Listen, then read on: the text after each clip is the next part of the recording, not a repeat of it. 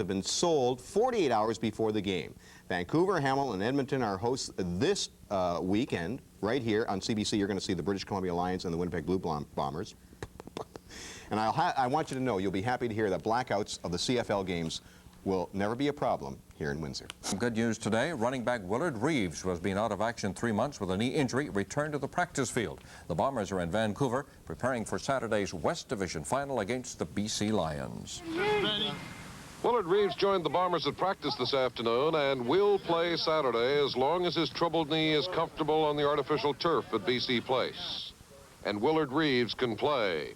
He won the Shenley Award 2 years ago, and not by accident.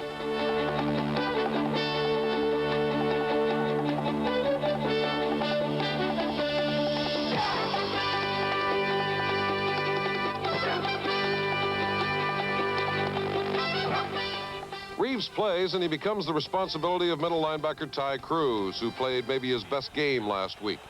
Flew all over the place and made some key stops. The probable change in the Bomber backfield doesn't bother Cruz at all. They've stopped Willard Reeves before. If it's Willard, then let it be Willard, because we got a surprise for everybody.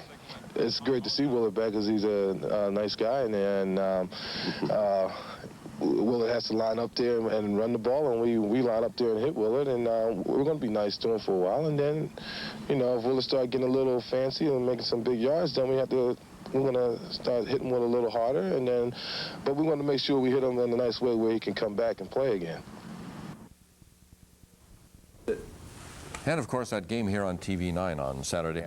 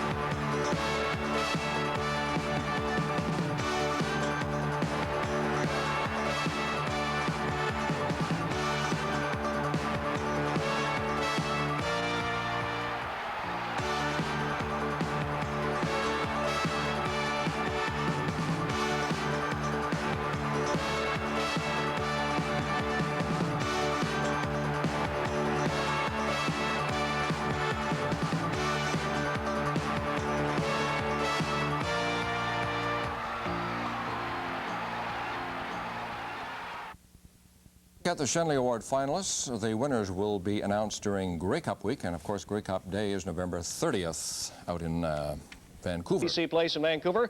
For the first of the Western semi-finals, the British Columbia Lions home to Winnipeg. In fact, in about 30 minutes from now, we will have a special preview report from Don Whitman in Vancouver. Quick on in the show, the Western Mustangs and the Acadia Axemen, the UBC Thunderbirds and the Bishops Gators in semi-final play this afternoon.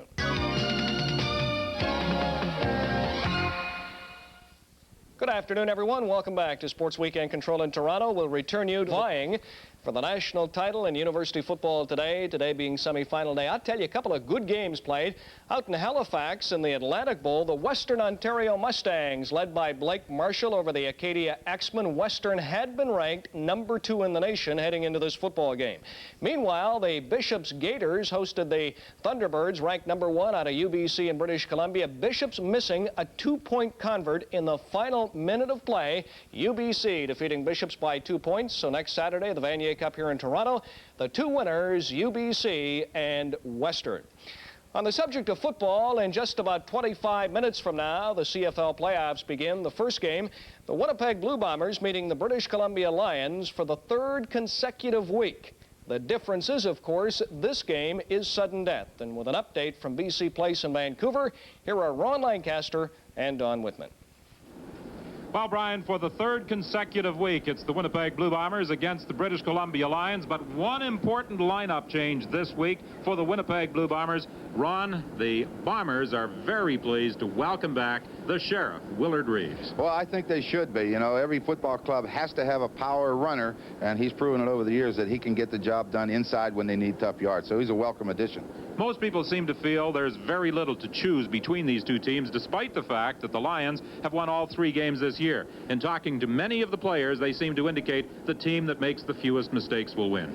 Well, you can't do anything different. You know, you got to do what you do best. That's block, tackle, throw, and so on. So you're not going to surprise anybody. They're familiar. 3 weeks in a row is very, very difficult to prepare for, and you have to agree the team that makes the fewest mistakes is going to win this game today. So under the new playoff format this year in the Canadian Football League, 2 Western semi-final games. Tomorrow, Calgary against Edmonton, but this afternoon we'll be at BC Place Stadium as the Bombers take on the Lions. All right, thank you, Donnie and Ron. And again, that football game coming up in about 22 minutes from now. Let's compare the British Columbia Lions and the Winnipeg Blue Bombers. Let's begin on offense. The big advantage here is to Winnipeg. Look at this. #1 in points scored. They are #2 in total touchdowns, #1 in total offensive yardage, #1 by the pass. It's rather close, though, on the run. Winnipeg 7th overall, the Lions 8th. All right, the advantage in offense, no question, Winnipeg. The advantage on defense, though, goes to the British Columbia Lions. Look at this. The Lions have given up the fewest yards in the entire CFL. They are #2 in sacks with 84, #2 in fumble recoveries, and #1 in interceptions. Football coming up at the top of the hour. Ontario Mustangs over Acadia 29-22. The UBC Thunderbirds over Bishops 32-30. Speaking of football, I'm going to change studios. Stay with us. Up next, it's the CFL on CBC, Winnipeg at BC. I'm Brian Williams. So long, everyone, from Sports Weekend Control. Last weekend, this was the scene in the city of Winnipeg as the Manitoba Capital was virtually paralyzed by 35 centimeters of snow, whipped into huge drifts by howling winds. Meantime, on the West Coast, the Blue Bombers were suffering their 2nd straight loss at the hands of the British Columbia Lions. 2 weeks ago, the Bombers dropped a 26-20 decision to the Lions as Roy DeWalt held a hot hand at Winnipeg Stadium. That kept alive the Lions' hopes of a 2nd-place finish in the Western Conference. And then last Saturday, the Bombers were guilty of 9 turnovers as they dropped a 36-24 decision, enabling British Columbia to finish in 2nd place. The Bombers dropped back to 3rd. BC has won all 3 games between the 2 teams this season. The Bombers, because of weather conditions at home, remained in British Columbia to practice for this week's semi-final against the BC Lions. Following a game last Saturday and a week of practice sessions under the dome, BC Place Stadium must almost feel like home field to the Winnipeg Blue Bombers. Hi, everybody. They say familiarity breeds contempt. And if that's the case, the Winnipeg Blue Bombers and the British Columbia Lions must really be in a snarly mood this afternoon. Ron Lancaster, this is the 3rd consecutive week these 2 teams have knocked heads. You know, when you play a team 3 times in a row, there's no way you can definitely like the guy across the line from you. This is for all the marbles. The other games were for playoff position, but today ends the season for somebody. It's just a matter of going out there and knocking them around. Well, the 2 teams have been knocking each other around the past couple of weeks. Injuries have certainly hit both teams hard. The BC Lions are without their 2 starting linebackers. Yeah, it's a shame to lose Kevin Konar and Glenn Jackson the way they did, but you know, I don't really believe anybody on the field right now is 100%. They've had 2 real good, hard football games, and I think today's will even be more physical than they were. So those little nicks, forget about them. Let's play the game. The Blue Bombers have lost their middle linebacker, Darrell Patterson, but they welcome 3 people back. Defensive end John Sturdivant, cornerback Roy Bennett, and the most important returnee of all, running back Willard Reeves. Reeves went down in a game against the Hamilton Tiger Cats on August 7th at Winnipeg Stadium in a 36-30 Blue Bomber win. He's been out of the lineup for 13 weeks. And I asked Reeves if he had any apprehension about his return to the lineup today. None at all. We went through a live workout the other day, and the defense was hitting me pretty good, and I just feel that I'm ready to go. What precautions have you taken to protect the knee? Well, we got a special brace for my knee, and it's been working really well. It's a very comfortable brace, kind of bulky, but really comfortable, and we feel that this is the type of brace that we need to wear. Your teammates welcomed you back, I understand. They welcomed me back very well. Hitting, patting on the shoulder and everything, and you know, the guys have been really good. They're really happy that I'm here. Are you confident? I'm very confident. I'm ready to get back in there and play some football. But getting here was only half the fun for Willard Reeves with that blizzard in Winnipeg on the weekend. He didn't get here till Tuesday. The team was here all week practicing. This is how Cal Murphy feels about it. We really accomplished a lot. Our practices were very intense up until the last day, and you saw the last day. I thought the players were very loose, and I kind of like to see that in the last day because you can't have them uptight all the time, and I thought for the most part in the last day in the tempo you'd like to have them. Ron Lancaster for the Blue Bombers, almost a training camp atmosphere this past week. Yeah, that was really surprising to hear Cal Murphy say they actually scrimmaged on Wednesday in order to test the injury of Willard Reeves. Well, the Winnipeg Blue Bombers will undoubtedly try and test Willard Reeves early in this ball game. The Blue Bombers will also be endeavoring to provide some protection for John Hufnagel. Don, you know, we talk all year about the James Murphys, the Murph Fernandez, and these people, but when it comes down to the big games, they are won and lost up front. And that offensive line of the Bombers is going to have to keep them off of John Hufnagel. He ran for his life last week. That is not John Hufnagel's style. John Hufnagel likes to take the ball straight back, read the defense, and hit an open receiver. And when he does that, he does it well. On the other side, Roy DeWalt, it seems to me, has an awful lot of time to throw the football in these last 2 weeks. The Winnipeg defense is going to have to get after him. But, you know, the BC offensive line was criticized an awful lot in September. But I think in these last 2 games, they have played excellent football in protecting DeWalt. Most people seem to feel this game will be won in the trenches. We'll have the opening kickoff for you in just a moment. But right now, let's return to CFL Control and Brian Williams. Thank you, Don. Good afternoon, everyone. Welcome to CFL Control in Toronto as we kick off the playoffs for 1986. The Winnipeg Blue Bombers and the British Columbia Lions. Now, these two teams last met in a playoff game just about 1 year ago. It was the Western Final, also under the dome at BC Place in Vancouver. We take a look at the winning touchdown in that football game. Freddie Sims on the handoff from Roy DeWalt. Of course, the Lions won the football game, went on to win the Grey Cup in Montreal over Hamilton. The playoff record between these two teams going back to '77, decided advantage to the BC Lions. And you talk about advantages. Let's have a look at the regular season from this year. All 3 games won by British Columbia. I'm not sure that will work against BC today. You know, by sheer numbers alone, the Winnipeg Blue Bombers are long overdue for a win over the BC Lions. Coming up, a very busy halftime. Ann Medina will update national and international news. We will introduce you to the Shenley finalists for 1986. We'll have a couple of important final scores in university football today. Then we'll go to the Commonwealth Stadium in Edmonton. Steve Armitage and Chuck Ely will preview the Calgary Stampeders and the Edmonton Eskimos. Don Martin will preview the Toronto Argonauts and the Hamilton Ticats. Winnipeg and BC just about ready to kick off. Stay with us. The CFL on CBC will continue right after this. Bombers and the British Columbia Lions just about set to kick it off in this Western semifinal. The revised playoff format this year, of course, coming into effect. 4 teams from the West, 2 from the East. We'll have more as this game progresses. Tomorrow, of course, Edmonton and Calgary play at Commonwealth Stadium. And in the East, it's that 2-game total point affair involving Hamilton and Toronto. The Winnipeg Blue Bombers will be kicking off to the British Columbia Lions to get this game underway. Larry Crawford and Mel Bird are back to accept the kickoff from Trevor Kennard.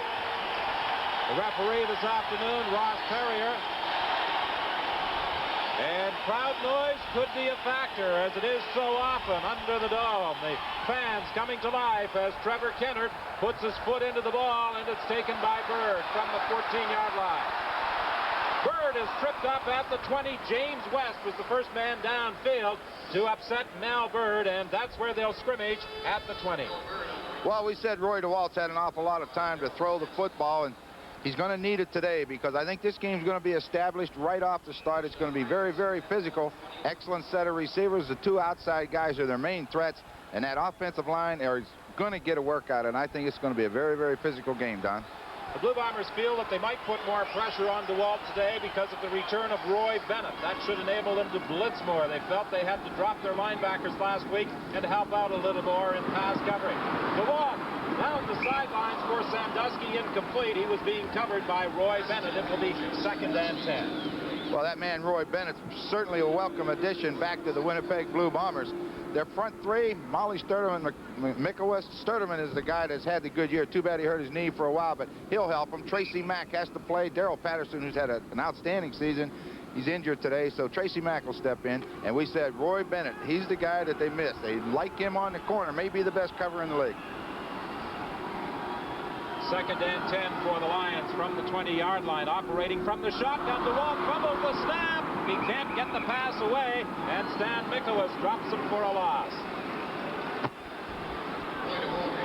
Roy DeWalt mishandling that exchange from center, and that enabled that Winnipeg linebacking contingent to put the pressure on. Really wasn't a bad snap. It wasn't real low. He didn't have to really go down and get it. He just took his eyes off of it at the wrong time, and you know that's great if you're a Winnipeg fan, but for BC, they got to punt from deep in their own end. Lou Pasaglia stands back at his own 2-yard line, so the Bombers, for their first offensive series, should get the ball in pretty good field position. James Jefferson is the lone man back.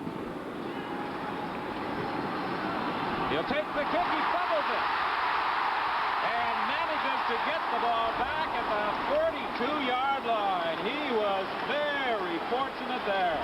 Boy, I could just see Nelson Martin picking that thing up on the bounce and going the distance, or at least batting it ahead, because there's more orange jerseys down there than there are white. So John Hufnagel has good field position to start. You talked about Willard Reeves. He's the guy that's going to have to get the tough yards. We've talked all year about this set of receivers. They're excellent. These are the guys the pressure's on today. They got to keep off Hufnagel. Hufnagel is intercepted, and this one will go for a touchdown with Keith Gooch.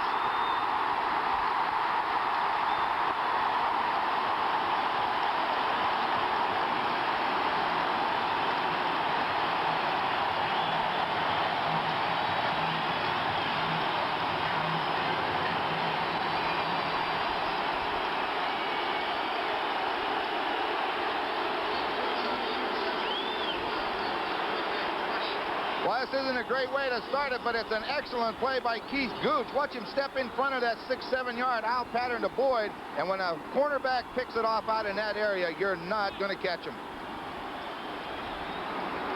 Well, he did not get into the end zone because they ruled that he stepped out at the 20-yard line, and on the replay, you saw that foot hit the sideline, so it will be 1st and 10 for the Lions at the 20-yard line. But that's what the Bombers did not want to happen. They were trying to avoid those turnovers that have proven so costly in the past. Into the end zone, it's knocked away by Scott Flagel, intended for Jan Carinci.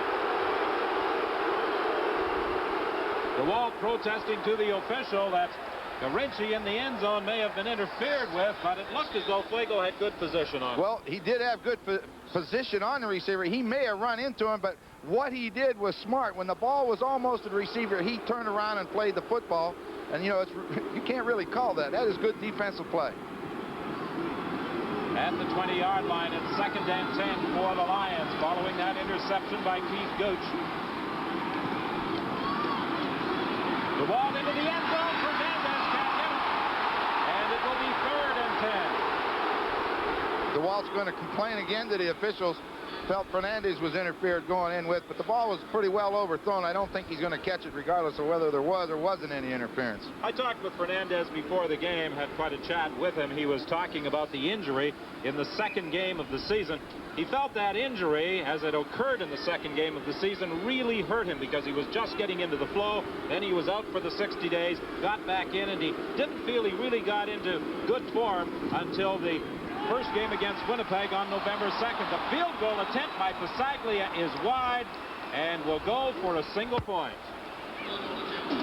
So the BC Lions come away with just 1 point following that Keith Gooch interception. We have 12:16 remaining in this opening quarter.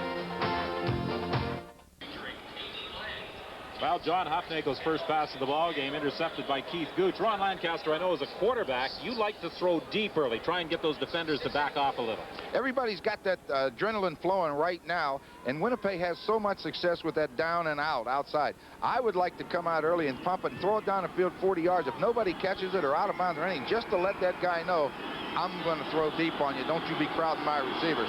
Stuman and Ulmer are in there at the linebacking position in place of Konar and Jackson. They've also made the change with Slater replacing Andre Francis. There's that hitch screen to James Murphy, and Murphy is forced out of bounds at the 42-yard line by Nelson Martin and Melvin Bird. And at the bench, one Murphy confers with the other, head coach Cal talking with James Murphy, who will take in a play for John Hufnagel. You know, sometimes an interception like Hufnagel threw on that first play can settle you down because you figure, hey, I've already had the worst thing that could possibly happen to me. It's got to get better. It will be 2nd and 3, Winnipeg. The Bombers at their own 42-yard line. BC leading by a score of 1-0. Hufnagel trying to buy some time, trying to find a receiver, has one open. Poplawski takes it out of bounds at the 33 of the BC Lions. Well, we said they're going to come after him again. They came with the blitz up the middle. You're going to see 91. Tyrone Cruz is coming. Hufnagel will manage just to get away again. This is, we said in their opening, he doesn't like to do this, but look at the opening. Poplawski saw him scramble and took off deep. A lot of people think that's luck, but it really isn't. They practice quarterback scrambles, and Poplawski will go deep, and then somebody will come out underneath, and Hufnagel found him. For the 3rd consecutive year, Joe Poplawski will be a Shenley finalist as the country's outstanding Canadian. He'll be going against Rocky DiPietro of Hamilton for that award. The pass for Murphy. He can't hang on. Down at the 5-yard line, and what a jolt he took from Nelson Martin as he reached for that pass. He extended himself. He had the ball in his hands, but couldn't hold it, and he is hurt. Don, we've said many times, whenever you're throwing a ball to the post, if that ball is not on the way immediately, this is a collision course, and this is what is going to happen, and you cannot blame Murphy for not holding this football. Look at the hit that Nelson Martin takes or puts on him. Now, Nelson Martin was a little bit groggy getting up himself, so, I mean, he went ahead and stuck his head in there and got the job done, but that is one heck of a hit. Nelson Martin decking James Murphy, who was fully extended, reaching for that Hufnagel pass. Murphy is the Western nominee for the Shenley Award as the country's outstanding player. And the 1986 season represents a 180-degree turn in fortunes for James Murphy. A year ago, he felt somewhat ignored and unwanted. He nursed injuries through the last half of the season and suffered away from the field as well. But this year, he feels more confident with management, knowing they want him. He has those quick feet. He runs more disciplined routes and has had an outstanding year, establishing a record of 116 receptions. Well, that is the way you play defense. When that ball is in the air, and we talk about throwing the ball inside, that middle safety, in this case, Nelson Martin, is a center fielder. Go to the football, and if the receiver has his hands up, let him have it. And that's exactly what he did. I think Murphy will be back. Randy Baker goes inside. Perry Tuttle goes to the wide receiver position with Murphy to the bench. It will be 2nd and 10. Good protection for Hufnagel over the middle. Pass is complete to Sean Kehoe. He fumbles the ball. It's lateraled off, and Ulmer is down at the 34-yard line. It almost looked as though Sean Kehoe was attempting to lateral the football. I don't know if he was attempting the lateral, but he didn't put it away, and when you get hit from behind, you're going to fumble. Turnover is what the Bombers have been attempting to avoid. 2 costly errors early in this game. Illegal pass. BC, 1st down. The flag thrown as the result of a forward lateral by the BC Lions after that fumble recovery, but they get it back at their own 24-yard line. Well, there it is over the middle. Now, Kehoe's going to run, but he's got that ball out. And then when Cruz comes from behind, all you have to do is grab the player's arm, and it's going to fall out of there, and that's what happened. And then Nelson Martin, he made the forward lateral. Nelson Martin has made 2 big plays so far for the Lions. There's the pass to Sandusky on the hitch screen, and Sandusky is out to the 31-yard line, stopped there by Benny Thompson. When you look at the comparative statistics between these 2 teams over the course of the 3 games they have played, Winnipeg has turned the ball over on interceptions 11 times, on fumbles 5 times. And BC only 4. 2 fumbles, 2 interceptions, and that has been the difference in these 2 football teams this year. On 2nd down, Anthony Parker trying to get that 1st down. He'll be very close.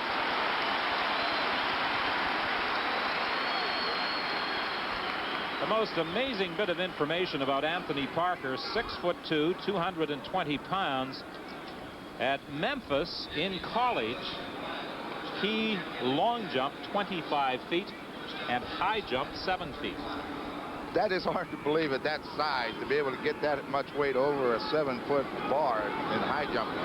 You and I have trouble stepping on and off a curb. I tripped over one last night. Pass complete to John Pankratz. Pankratz is dropped after a pickup of a couple of yards as he and James West engage in a little pushing and shoving after the whistle, but nothing serious develops. We talked about feelings between these two teams running high. Winnipeg, according to place kicker Trevor Kennard, in a real snarly mood coming into this game. Well, they have to be in a snarly mode. You know, 2 straight losses to a team and then to have to play them in their own backyard. You got to be snarly. Go out there and knock people around. And this defense has got to do that today. James West, nicknamed Wild West during his days with the Calgary Stampeders. The pass to Fernandez. He makes the catch for a first down close to midfield. He took that throw in front of Roy Bennett. Boy, did he let that one go. That is watch him step and throw the football. This is what we was talking about, time to throw, so a quarterback can step, get that weight forward, and get that arm in. That ball's in the air 20 yards downfield. Now, if they get up in his face and he can't get that forward step, he doesn't have the strength to get it there that quick. Fernandez swings out wide to the right. Sandusky to the left. BC leads by a score of 1-0. DeWalt put it in the air again, looking deep for Fernandez. He makes the catch. Yes, it's good, down at the 10-yard line. Well, on that particular play, Roy Bennett had as good a coverage on Murph Fernandez as you can have. That's just Murph Fernandez's athletic ability to look back over his head and catch the ball looking backwards and stay in bounds. Nothing wrong with the coverage, just an outstanding catch. He only has to get 1 foot down in bounds, and Swervin Mervin did just that inside the 10-yard line. It is first and goal for the BC Lions. 7:54 remaining in this opening quarter. The winner will advance to the Western Final against either Calgary or Edmonton.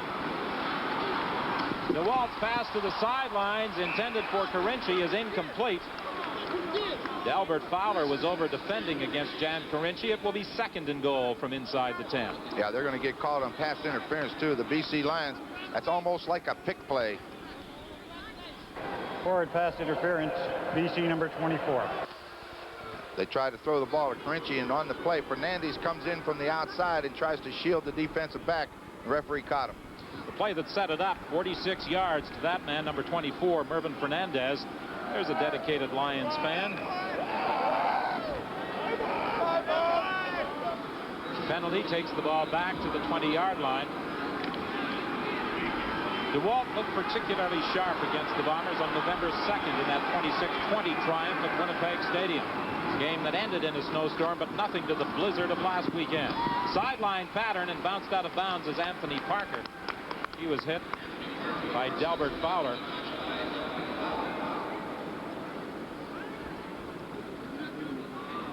They spot the ball at the 13. Second and goal from that point. 1-0, the Lions lead. A missed field goal attempt by Lou Pasaglia following the interception return by Keith Gooch on Winnipeg's first offensive play of the afternoon. The ball into the end zone, incomplete. He overthrew the intended receiver, Carinci, and it was almost picked off by Benny Thompson. Thompson was deep in that end zone, and that forces the Lions into a field goal attempt again. Thompson was just sitting back there, going to take anything that came deep into the end zone, and when DeWalt threw it, he came up to catch it. It was just a little bit low, and he couldn't hold on. So 2 times now the Lions have been down there, and they haven't been able to get it in the end zone. Well, they started from their own 24-yard line following that fumble recovery by Nelson Martin. Fumble, recovery, and an interception. And this field goal attempt is good as the Lions lead it by a score of 4-0 with 6:43 left to play in the opening quarter. We'll be back right after this. Rick Johnson, Ray Alexander, the Cinderella Calgary Stampeders, the great story of 1986. Tomorrow afternoon, they go north to the Commonwealth Stadium in Edmonton. Look out, though, Matt Dunnigan is healthy. The Stampeders and Eskimos fight it out for supremacy in Alberta beginning at 4:30 Eastern. A single and a field goal by Lou Pasaglia as the Lions lead at 4-0. And the Winnipeg Blue Bombers, Ron Lancaster, I would suggest, are fortunate that they only trail by 4.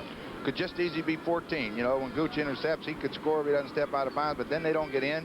Fernandez makes a great catch, gets them down inside the 10. They don't get in, so 4-0. They should be happy with that. 3 deep for Winnipeg: James Murphy, James Jefferson, and Darrell Sampson, as Jan Carinci prepares to kick off. The kickoff chores have been taken over by Carinci. Early in the year, you'll recall, Lou Pasaglia was injured. As a matter of fact, it was while he was hurt and Mervyn Fernandez was punting in a game in Edmonton that Fernandez was hurt and was lost for 60 days. Yeah, for a while during the season, it didn't look like anybody wanted to do the kicking because they were all getting injured.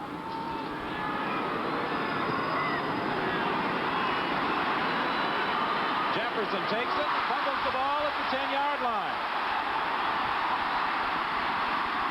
And Jefferson is stopped at the 27-yard line by Paul Nastasiuk. Well, Jefferson twice has had some problems hanging onto that football, once on a punt and on that kickoff return.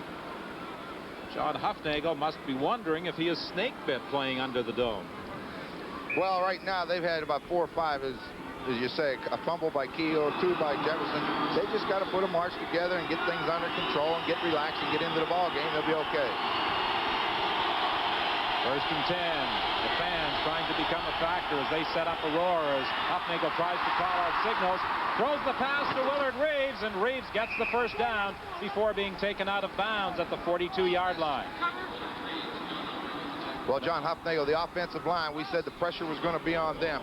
They gave him enough time to throw the football that time, and the pass that he did throw complete to Reeves was his last chance. He just lobbed it out there, but they gave him enough time. The BC defenders covered him well.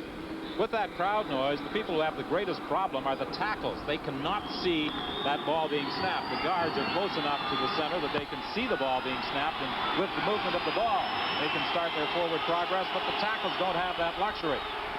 Willard Reeves is across the 45, a gain of 4. It will be 2nd and 6.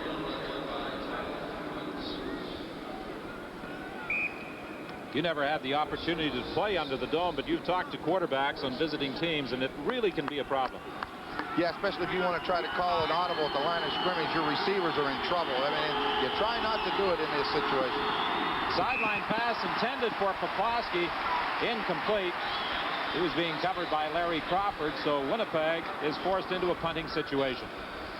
Yeah, you saw John was a little upset. Hufnagel was upset with himself because he had the receiver open and he threw it high and too far, and that does upset you a little bit because it forces you to turn that ball over again.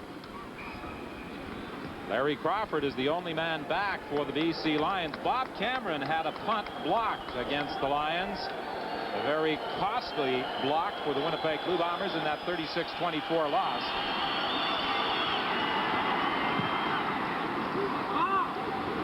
Good kick, taken by Crawford. And Crawford is stopped at the 26-yard line. Now, there was a penalty flag, but the player who had encroached upon that 5-yard area made no attempt to get involved with the play. Yeah. So there should be no penalty. It really shouldn't. No yards. Winnipeg number 30. Well, there's going to be. There is going to be a penalty, but as I understand the rule, and you take a look at it, Darrell Sampson makes no attempt to make the tackle. Yeah, he got out of the way and never came back and got involved in the play after that, and I always thought that that was no penalty, but doesn't matter. They got 15 yards anyway. That takes the ball out to the 33-yard line. 1st and 10 for the BC Lions.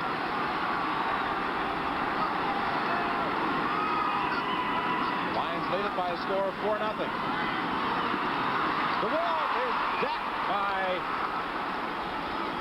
Rob Prodanovic as he tried to cut back. Tracy Mack was also there.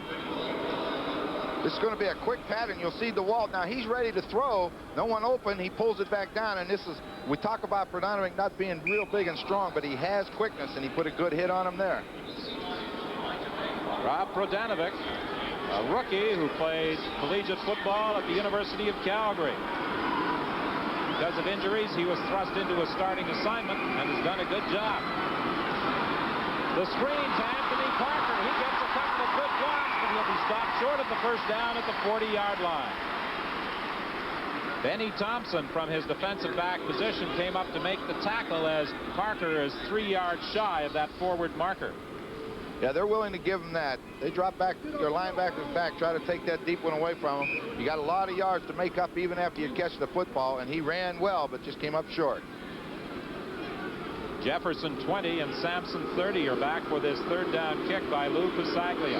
3:52 is the time left in this opening quarter. The Lions in front 4-0. Jefferson fields the ball, can't get away from Keith Gooch, who was downfield very quickly and wrapped him up at the 31-yard line. So the Bombers will scrimmage from that point, trailing by 4 with 3:42 left in the quarter. Well, since the Dome in Vancouver, they say that the BC Lions have never played a football game when it has rained. Today it is raining, so they are indeed fortunate to have the protection and the fact the game is being played inside. Not a real heavy rain, but just enough that it would make conditions much more difficult.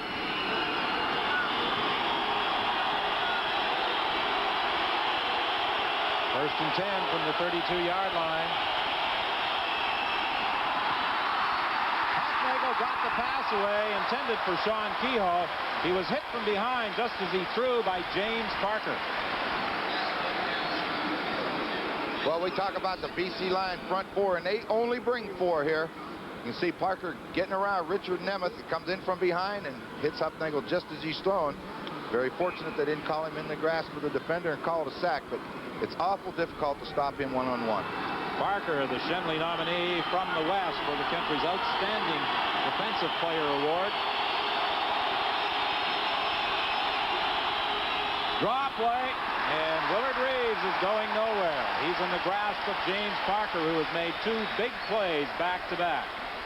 Second down, 10 yards to go, and it almost looked like they wanted blitz, but they'll drop him out. Now we're going to put a game on where James Parker would come in, and as luck would have it, if you do things right, you'll end up where the ball is. Parker starts now. He's going to come underneath to rush the passer. Reeves shows up, so does Parker. Well, as many of the players said in our discussions with them prior to the game, meeting a team for the 3rd consecutive week, there's very little that you do differently, very little that you don't know about the other team's offense or defense. Third down kick by Bob Cameron. Crawford takes it. He's hit immediately by Darrell Sampson. And again, a no-yards call. I don't think we can question this call. He was on the run. No yards. Winnipeg number 30. So the Lions, with that contact by Sampson on Larry Crawford, will improve their field position.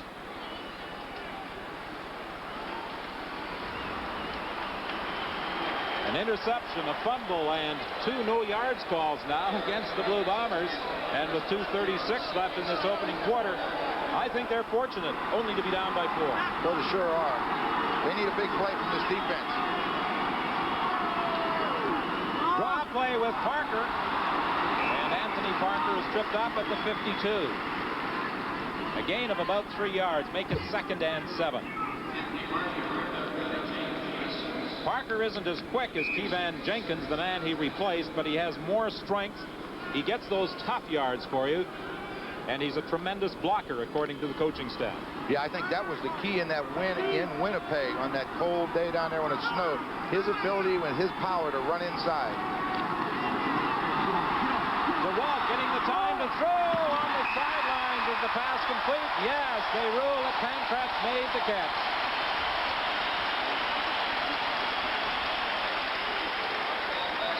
The ideal place to throw the football. Watch the Winnipeg linebackers drop out. Now that's a zone defense, but watch him throw it over top of Jefferson's head right down in the hole. That's the hole in the zone that receiver tries to get to. Pankratz, being around 7 years, certainly knows that. He found it. Big first down. He's had a good year, but his best year as a BC Lion was back in 1983. Deep for Sandusky. He can't catch up with it. He was being covered over there by James Jefferson. It will be 2nd and 10. Well thrown football by DeWalt. Thrown it far enough to where if anybody was going to get it, would have been Jim Sandusky. Good coverage by Jefferson. Just the way it goes. It will be 2nd and 10.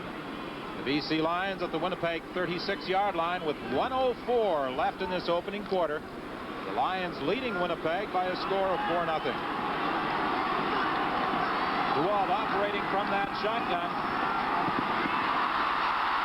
He gets away from the initial pressure. He's got Fernandez open. You can't afford to give DeWalt that much time to throw.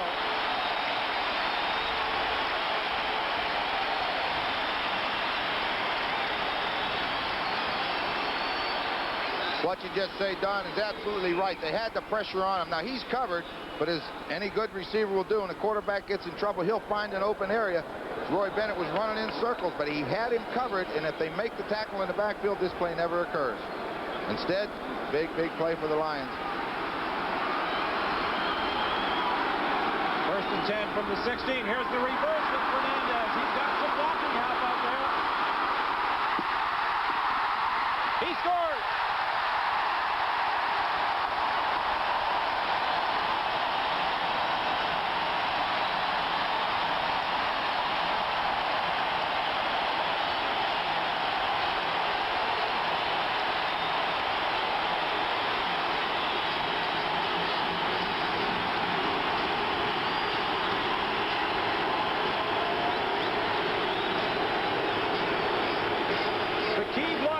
Number 65, Gerald Roper.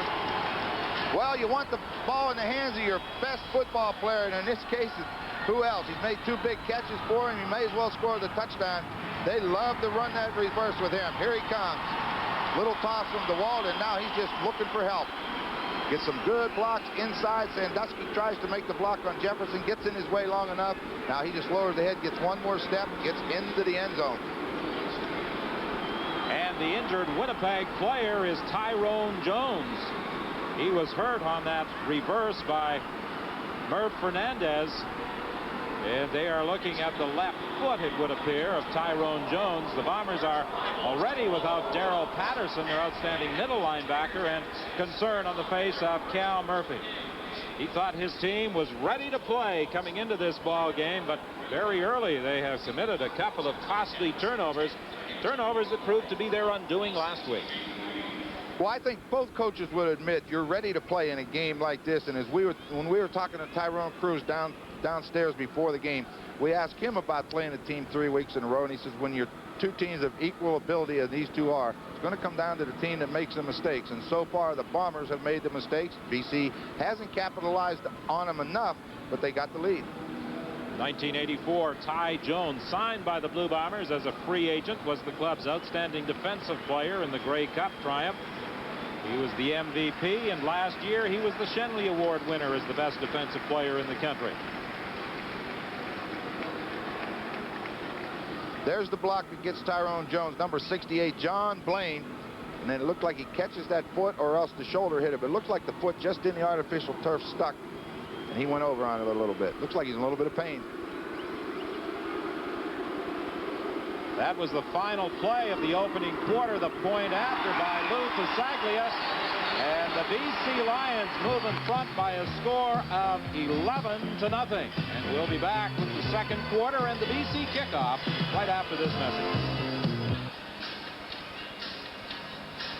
Well, 2 of the very key statistics of the first quarter down at the bottom of the screen. Turnovers, 2 by the Winnipeg Blue Bombers.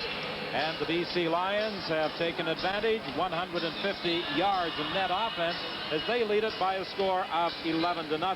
And as Cal Murphy explained in our discussion with him today, Ron, those turnovers that self-destruction that seems to be a disease when Winnipeg plays BC is afflicting them again.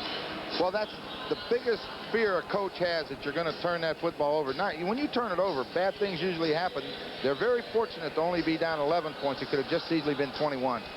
Well, the second quarter just about set to get underway as the BC Lions will prepare to kick off to the Winnipeg Blue Bombers. And the Bombers have to get their offense rolling, and I wouldn't be at all surprised if John Hufnagel continues to struggle a little, that Jim Zorn might get the call. You know, I was thinking of that, Don. If you're going to put Zorn in, get him in early, because then if he doesn't go, you can come back to Hufnagel, but don't wait till the fourth quarter. Jan Carinci kicking off. James Murphy takes it at the 10-yard line.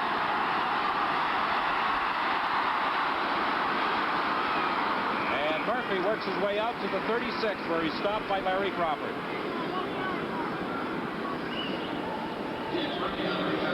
Well, the Winnipeg Blue Bombers have lived primarily with the pass, as that statistic indicates.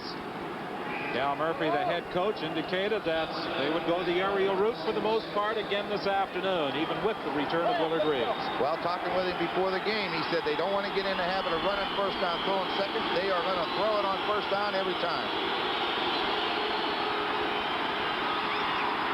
Boyd is open. He makes the catch at the 50 for a first down. Keith Gooch was there to make the tackle. Can't play pitch and catch any better than that.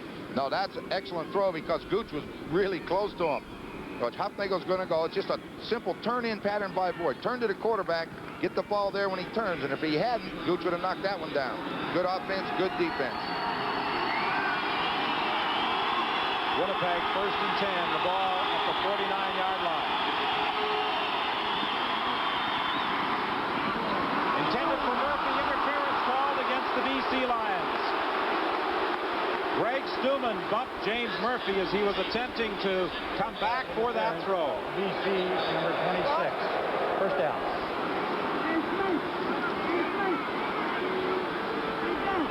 First and 10 at the 50-yard line. Slater is playing the corner, replacing the injured Andre Francis. What an unusual injury for Andre Francis. On Tuesday, he sneezed, according to Coach Don Matthews, and pulled a muscle in the rib area, and was unable to practice all week and unable to play. A penalty flag is down. The catch is good. Boyd was unable to hang on. What a hit he took from Larry Crawford, and he's hurt. Well, we said it was going to be a physical football game, and boy, it is. Those receivers downfield, when you come inside, Winnipeg number 70. they're going to get called for outside. I think they'll probably decline this, but when you come inside, you have to expect to be hit. Boy, Crawford and Martin, they put two pretty good licks on them. Wideouts. Murphy and Boyd have certainly paid as they have attempted to reach for throws. The penalty is declined as Pat Cantner goes into the ball game. Sean Kehoe comes out for Winnipeg. 13:30 remaining in the second quarter. Winnipeg 2nd and 10 from the 50 of the BC Lions. Screen to Willard Reeves. He can't break the tackle. Walter Ballard was there and wouldn't let Reeves get away. Hufnagel faked as he was going, though he was going left, came back to the right side to Reeves. Let's look at the play just a minute ago, Don. Here's what the problem is. When he goes down the field and cuts to the inside, there's going to be a big hole. But that ball has to be thrown before he gets too deep. Now watch, you'll see Boyd coming in. Now there's the hole. It has to get in there right now. The ball is in the air too long, and that allows that defensive back to come back and put that type of hit on the receiver. That's a quarterback problem. He's got to get in there quicker. Third down kick by Bob Cameron. Taken by Larry Crawford. And Crawford is stopped at the 13-yard line. That kick traveled 44 yards.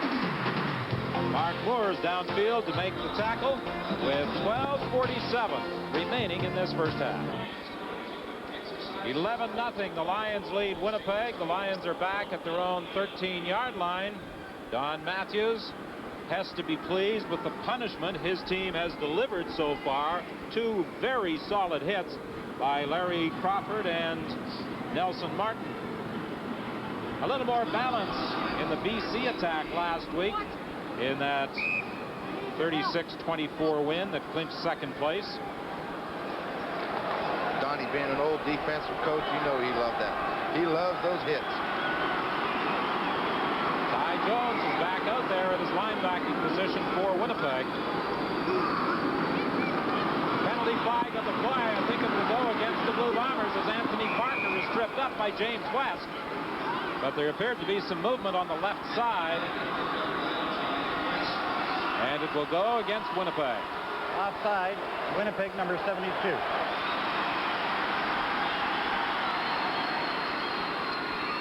Talk about speed. Watch, it's all speed. Cuts inside, gets that arm out, trips up Parker. That's the same thing he did on the opening kickoff. And when he makes a good play, he lets you know about it. I was watching him dance down in the end zone just before the kickoff. He's having a conversation with the fans. He loves to play, doesn't he? I think he really enjoys it. It always appears as though James West is having fun during the course of a ball game. 1st and 5, Anthony Parker hit by James West. Stan Mikolas and Ken Haley also in on the tackle. It will be 2nd and 3. 2nd and 3. I think we're going to see him run that football again. When you got the 220 pounds at that running back position in your own end, this is a good time to use him. 11:48 is the time remaining in the half. The BC Lions leading this Western semifinal by a score of 11-0. There's the pitch to Parker. He gets the first down.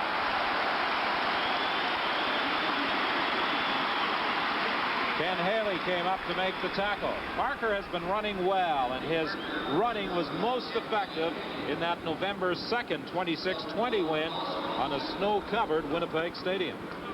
I was really impressed with him. That was the first opportunity I'd had to see him play. We've always seen the BC Lions, outside of John Henry White, who's mostly the blocker, we've always seen their running backs be small, quick guys. This guy is powerful, and that's what you need for playoff time. You've got to make and turn over those 2nd and 2s. The fake inside as DeWalt is looking deep. Incomplete.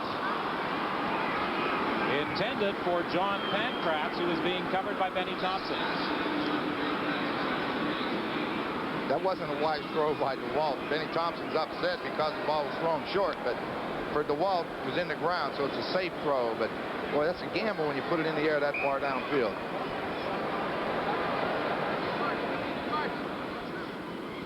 Second and 10. The ball is at the 27-yard line. And that's a significant statistic. DeWalt has only thrown the ball to a Blue Bomber on 2 occasions this year. That pass to Pankratz, he's stopped by Ty Jones. He'll be stopped short at the first down. The BC Lions are forced into a punting situation. That's one of the things Winnipeg has changed a little bit over the course of the year. They've been dropping Tyrone Jones back into the pass coverage more.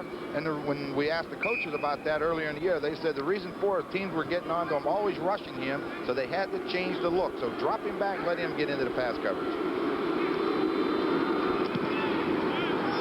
Bisaglia's kick taken by Jefferson, and he is stopped at the 44-yard line by Gerald Roper. So with 10:17 remaining in the first half, the Blue Bombers will scrimmage 1st and 10 from their own 44. Well, the Lion cheerleaders have certainly had more to cheer about than any fans who may be yelling support for the Blue Bombers this afternoon. Under the dome here at the stadium at BC Place, the site of the Grey Cup game on November 30th. And, of course, you'll be able to watch all the excitement of Grey Cup week and the game itself on CBC television.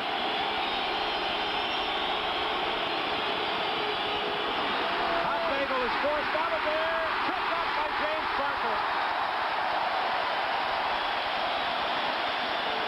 Parker is hurt. He lost his helmet on the play. Now, I'm not sure if he may have got the foot of John Hufnagel in the face as he made that diving tackle, but he certainly came flying through to sack the Bomber quarterback.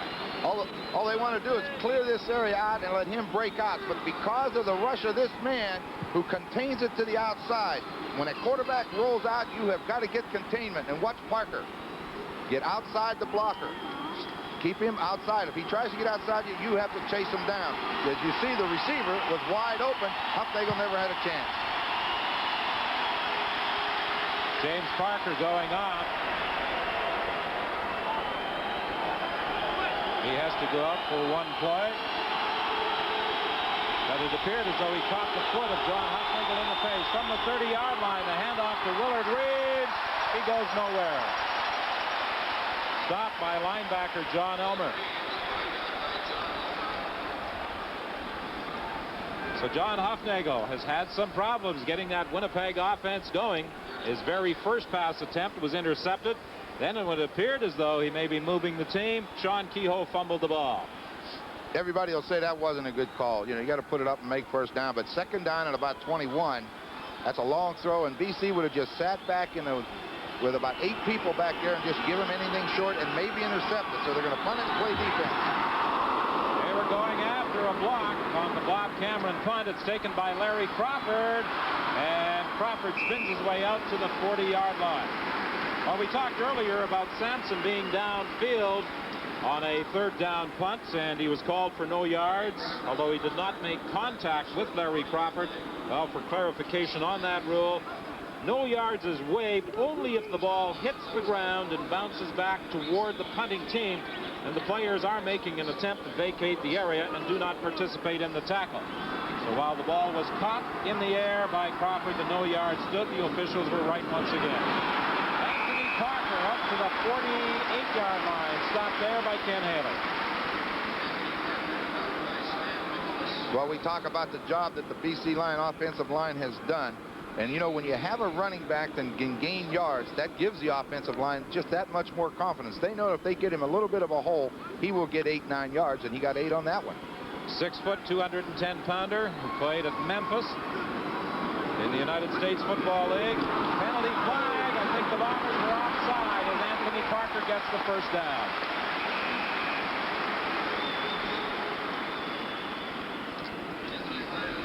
I believe it was Tracy Mack. Big number 61. The man who has replaced Darrell Patterson at that middle linebacking position moved prior to the ball being snapped, and the BC Lions, rather than the gain, will take the yardage. 5 yards, moves the ball out to the 53. Jeff Boyd having some problems. And I would guess that Boyd is going to remain on the bench for a few plays. He's still suffering from that hit that he took in reaching for a pass earlier in the quarter. Deep down the sideline, Sandusky makes the catch in front of Jefferson. They rule he was out of bounds.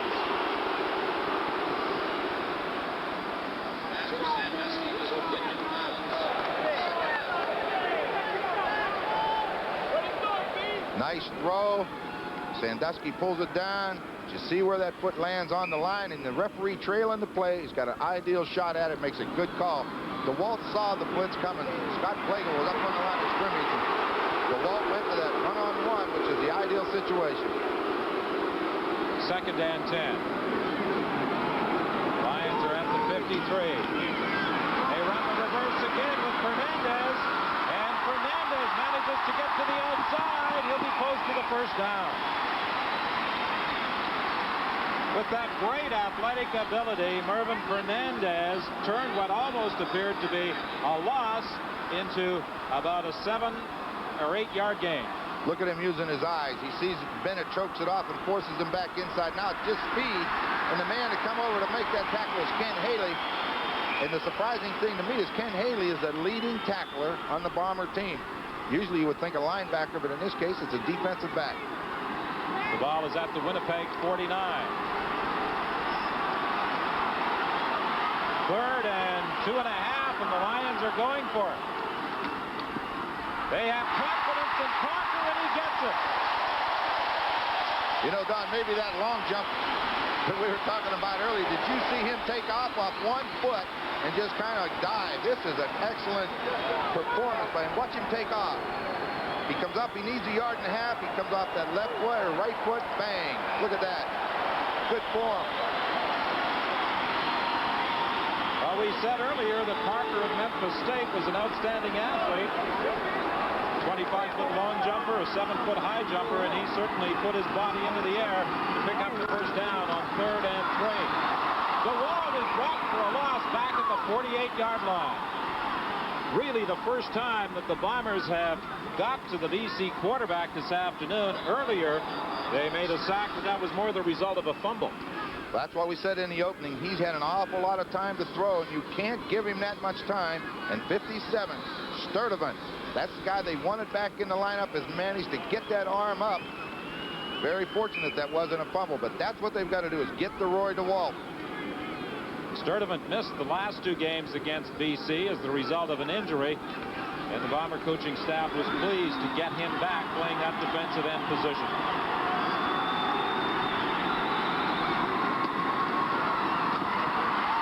Second down pass complete to Fernandez. He gets away from one tackle from Cook.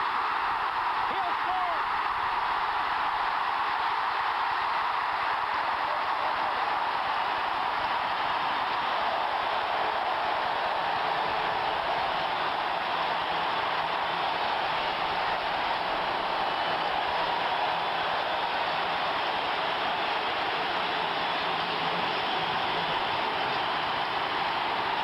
Talk about an athlete.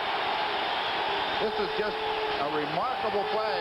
You know, I don't know why we're surprised. We see him do it all the time, but an outstanding play by Mervyn Fernandez.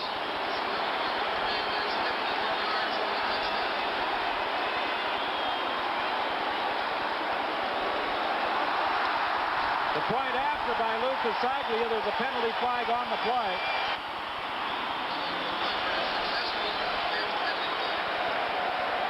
Procedure, BC number 65. Well, they'll move it 5 yards back and attempt that extra point again. But what an athlete Mervyn Fernandez is.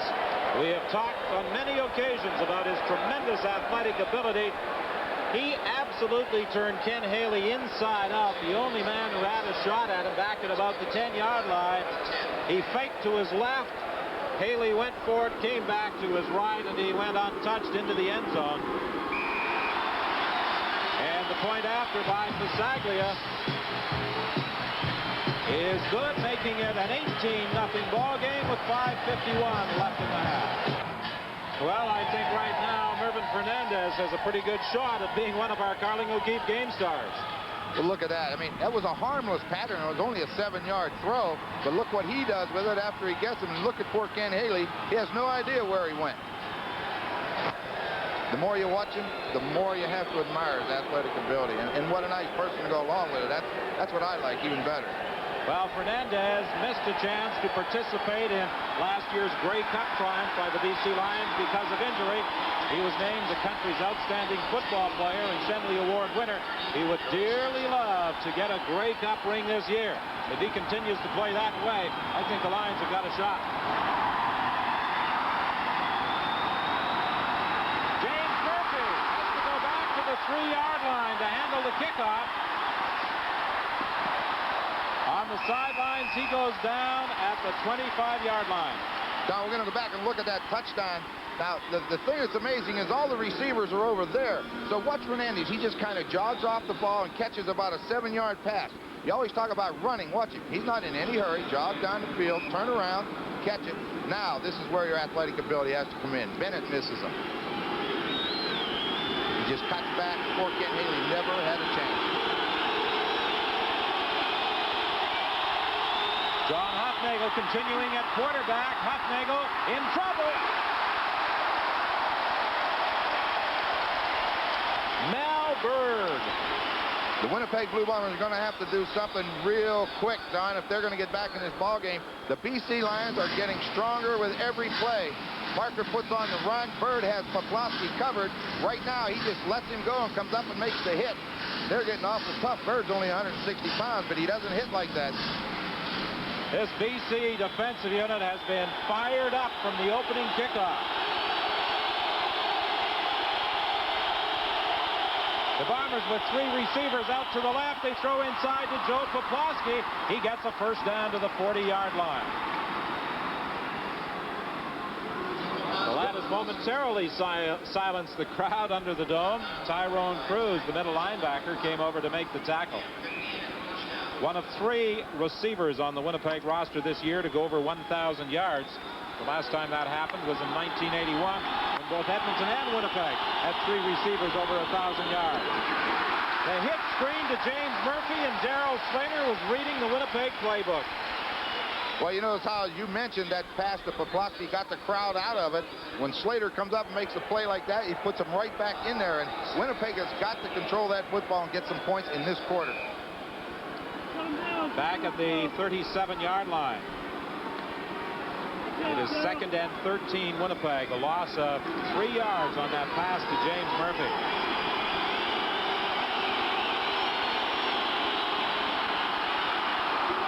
Intercepted. No, he can't hang on.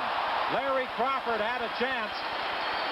And Hufnagel's throw was well over the head of the intended receiver. And you see who was helping Hufnagel up off the ground. Number 40, James Parker. You know, a lot of times, like he had 22 sacks to lead the league, but the sacks aren't the big thing. It's how many times he forces that quarterback to throw the ball high. Larry Crawford, the all-time interception leader for the BC Lions, unable to hang on to this John Hufnagel throw. But there's the pressure from Parker that you talked about.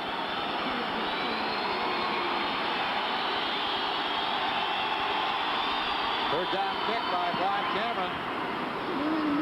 Larry Crawford, the only man back. Richard! Ain't going anywhere! And he is stopped at the 30. Darrell Sampson was downfield to make the tackle. The BC coaching staff and many of the players said prior to the ball game that they felt it would be the team that made the fewest mistakes would emerge the winner in this semifinal battle. So far, the Lions have not committed the errors. Talking to Steve Barato downstairs, just as we were, Don, the last thing he said when I walked away from him, he says, if we beat them up front, we win the ball game. 3:10, the time remaining in the half. Jim Zorn is warming up at that Winnipeg bench. Anthony Parker picks up about 4 yards. So we could be seeing Jim Zorn the next time the Winnipeg Blue Bombers get the football. We only have 3:02 remaining in the half.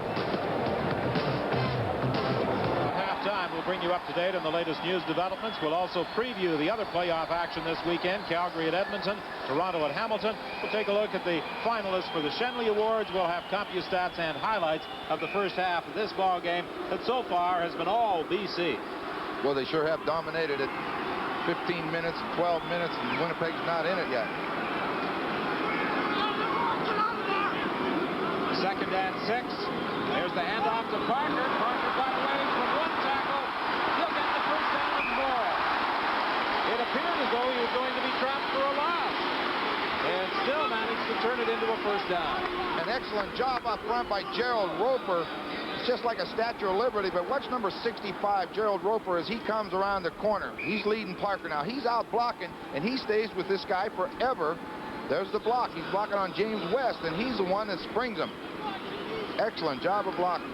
Rob Prodanovic had made that initial penetration, but was unable to stop Anthony Parker. Parker again to the outside. Still on his feet. He's got 8 more. Well, we talk about James Zorn. Watch his throwing motion. You know, they always talk about quarterbacks coming over the top, but he doesn't. Most lefties don't. They come with a whip action from the outside. We get a chance to watch him throw the football. I watch him. He takes it now. He just kind of whips it. Boom. He doesn't come over the top. I was watching him and Tom Mickey, the other quarterback, warm up. Mickey comes right over the top in that classic style, but Jim Zorn, he kind of whips it out there. Those lefties all do that. I don't know why, but they do. 2:07, the time remaining in the half. The way the BC Lions are marching, Zorn might not get an opportunity to play until the third quarter. Complete to Jan Carinci, first down at the Winnipeg 50-yard line. Benny Thompson made the tackle, but it's another BC first down. You have to be impressed with the way Roy DeWaltz mixed these plays up. He's ran reverses on first down. He's run that statue play to Parker twice on first down. When he needs that ball, when he needs time to throw, they're giving it to him. The BC Lions are on a roll right now, and Winnipeg, as you say, with 1:45, they've got to put the brakes on. The Lions in this first half have pretty much been having their own way with Winnipeg. The one again over the middle. John Henry White, another first down.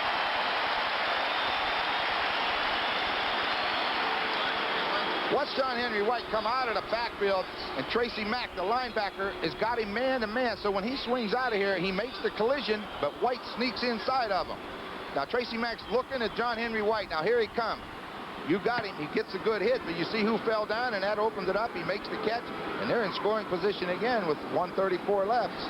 And Tracy Mack is the injured Winnipeg player as the Lions are on the march at the Winnipeg 32-yard line. Tracy Mack added to the Winnipeg roster for this game following the injury to Darrell Patterson last week.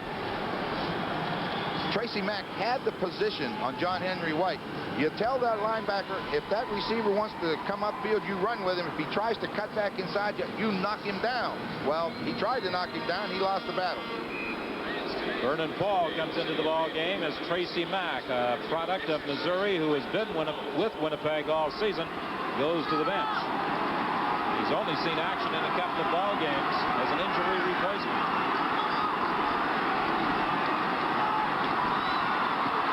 DeWalt throwing deep for Sandusky, incomplete.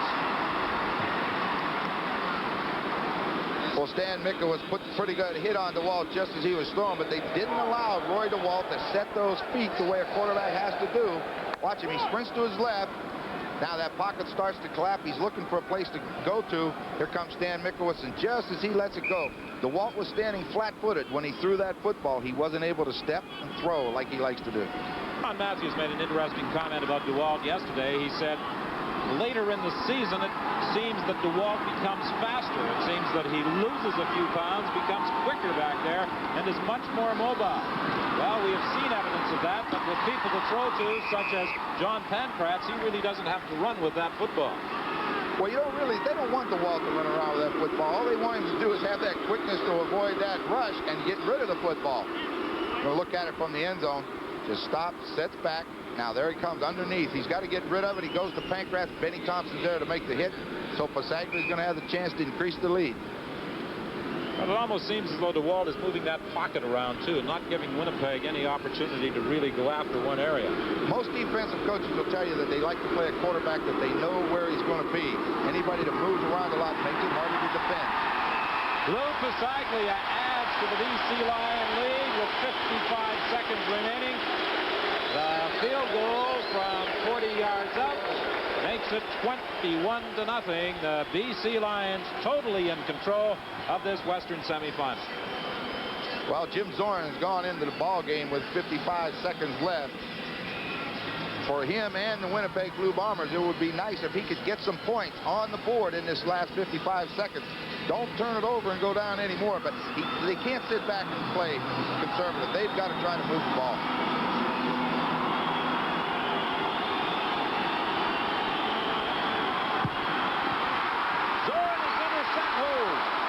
It slipped through the fingers of Tyrone Cruz. I thought he had that ball. I almost figured that the BC Lions would sit back with we said, less than a minute left, but they sure didn't. They came on the blitz right away. They were going to test the new quarterback. Number 91, Tyrone Cruz, is coming, and Michael Gray finally gets there, but they didn't waste any time putting the pressure on Jim Zorn, and it almost was an interception, and that could have been lights out. It's 2nd and 10.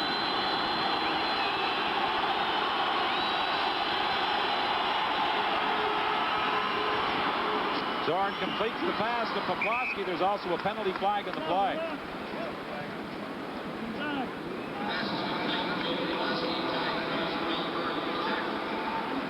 .44 seconds, the time remaining. Forward pass interference, Winnipeg number 22. Well, they caught Perry Tuttle on a pick pattern, it appeared, on the throw to Joe Poplawski.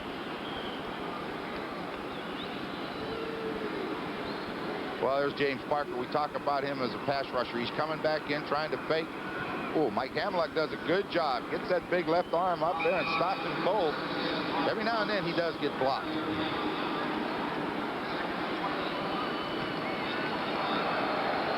Darnell Clash. Boy, they miss him, don't they? He's excited. Sitting at that BC bench.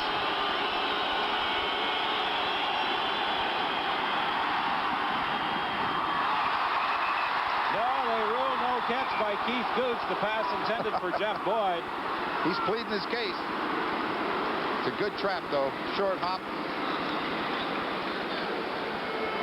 Well, the Winnipeg quarterbacks are certainly having their problems this afternoon. An omen, I suppose, a bad omen on the very first play of the game when Hufnagel was intercepted. That seemed to set the tone, didn't it? Because it's been all BC for the entire first 30 minutes, and they set it on that opening play when Keith Gooch made the interception. Well, the BC Lions, with 40 seconds remaining, will get the ball back and might just be able to add to their lead before the half ends. Bob Cameron's kick to Larry Crawford at the 38-yard line, and Crawford goes down at the 44 with 32 seconds remaining on the clock. A 49-yard kick by Bob Cameron. Pretty good move by Crawford. Get down on the ground. You got 32 seconds, and with the way DeWalt's been throwing that football, they have a chance to put some more points on the board before halftime. DeWalt has looked very sharp this afternoon. He at times has been the target of criticism on the West Coast. I'll tell you one thing that he has to be happy with. Don Matthews has stuck with him through all the controversy, the media, the fans, and everybody, and he's usually delivered for them, and he's on track again. Anthony Parker battles his way for a gain of 8 yards. Stopped by Roy Bennett. Well, not only has Winnipeg had problems contending with the throwing of Roy DeWalt, they haven't solved the running of Anthony Parker. He has carried 10 times for 67 yards. It's not a bad average, is it? Procedure! Again, first down this time with John Henry Lloyd, and he fights for the Winnipeg 42. There's a penalty flag back at the line of scrimmage. The tackle made by Scott Flagel. It will be a procedure call against BC.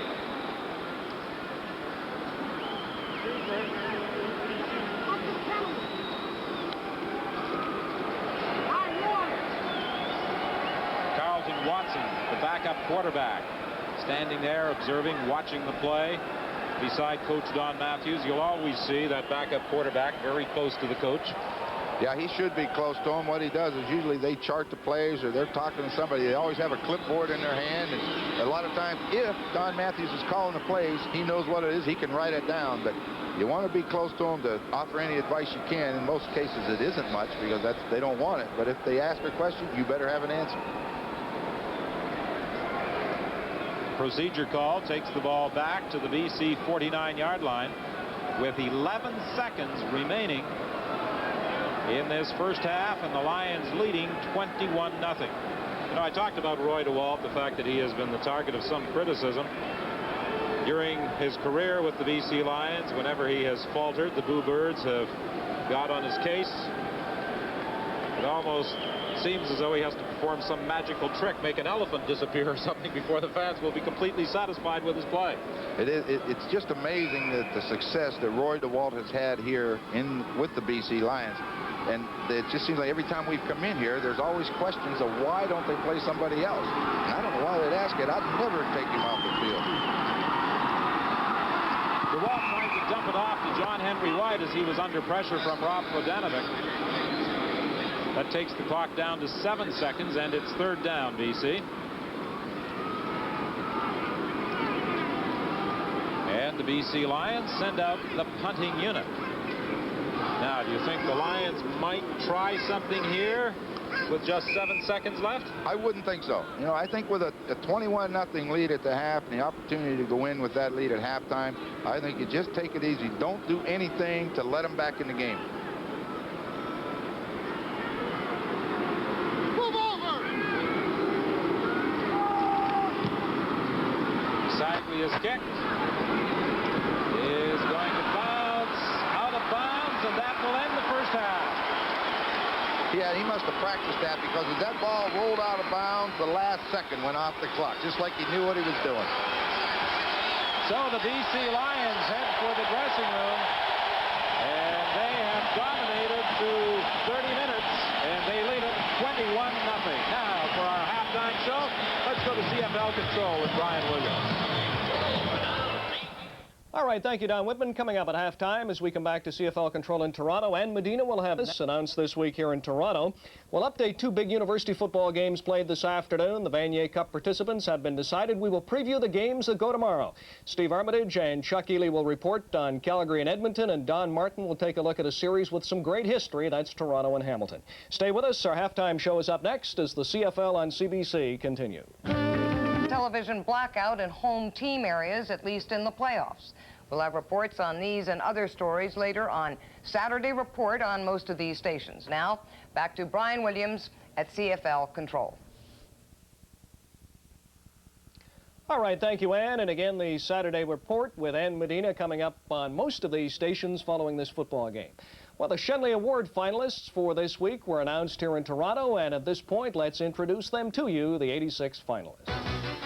Let's begin in the rookie category. The Eastern nominee, Toronto linebacker Willie Pless. He has missed a good part of the season. The Western nominee, Calgary's defensive lineman Harold Holman. Speaking of linemen, in the lineman category, the Eastern nominee, a 9-year veteran, Miles Gorell from Hamilton, 11-year veteran, Roger Aldag from the Saskatchewan Roughriders in the West. Now, for outstanding defensive player, both happen to be linemen. Brett the Toaster Williams from Montreal, 21 sacks. James Quick Parker, a two-time winner from the BC Lions. Let's go to the Canadian category. Both are former winners.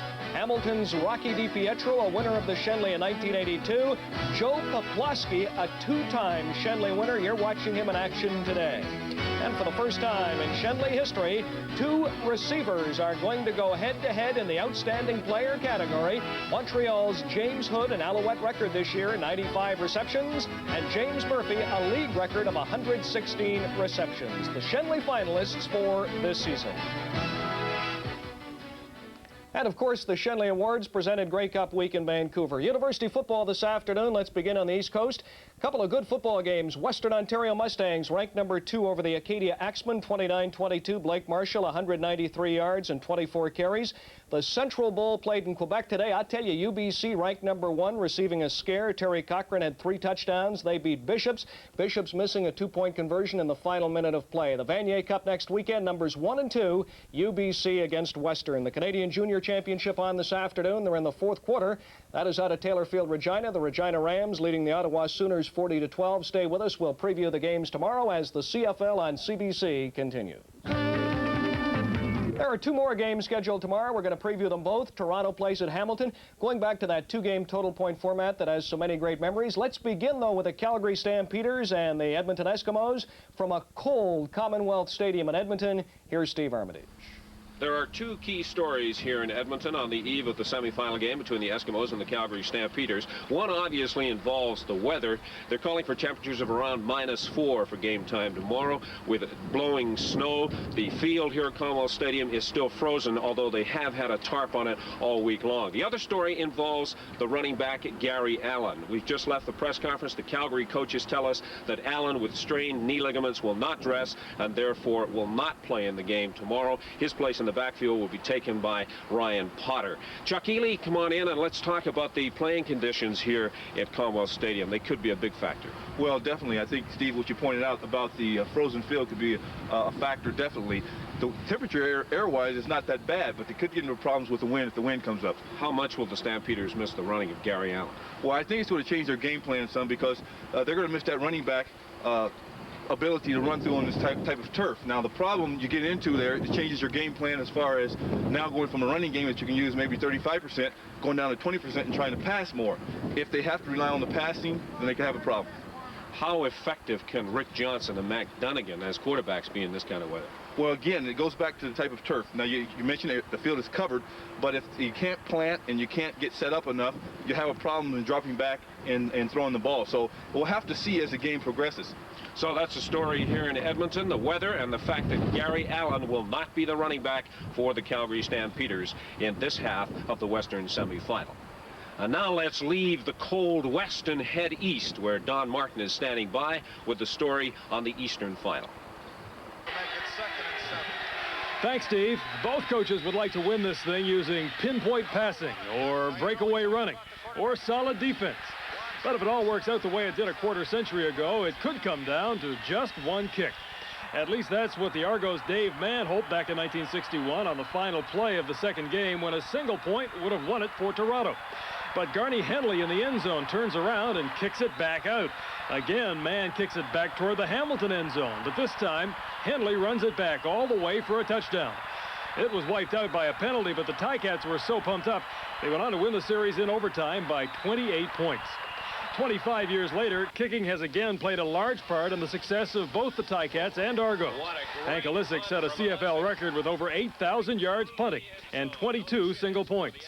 I've changed my technique a little bit. We get the ball off a lot quicker, therefore no reason in my face, and it's very difficult to block.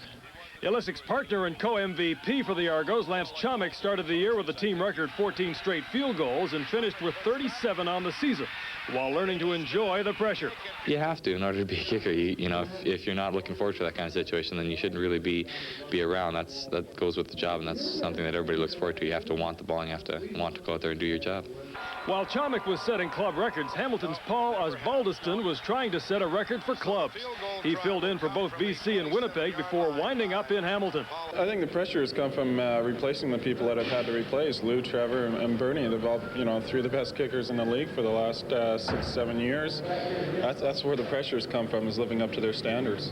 Osbaldiston, a Shenley nominee, has done that and more. A 36-yard field goal in the final minute against Ottawa that meant first place at the time.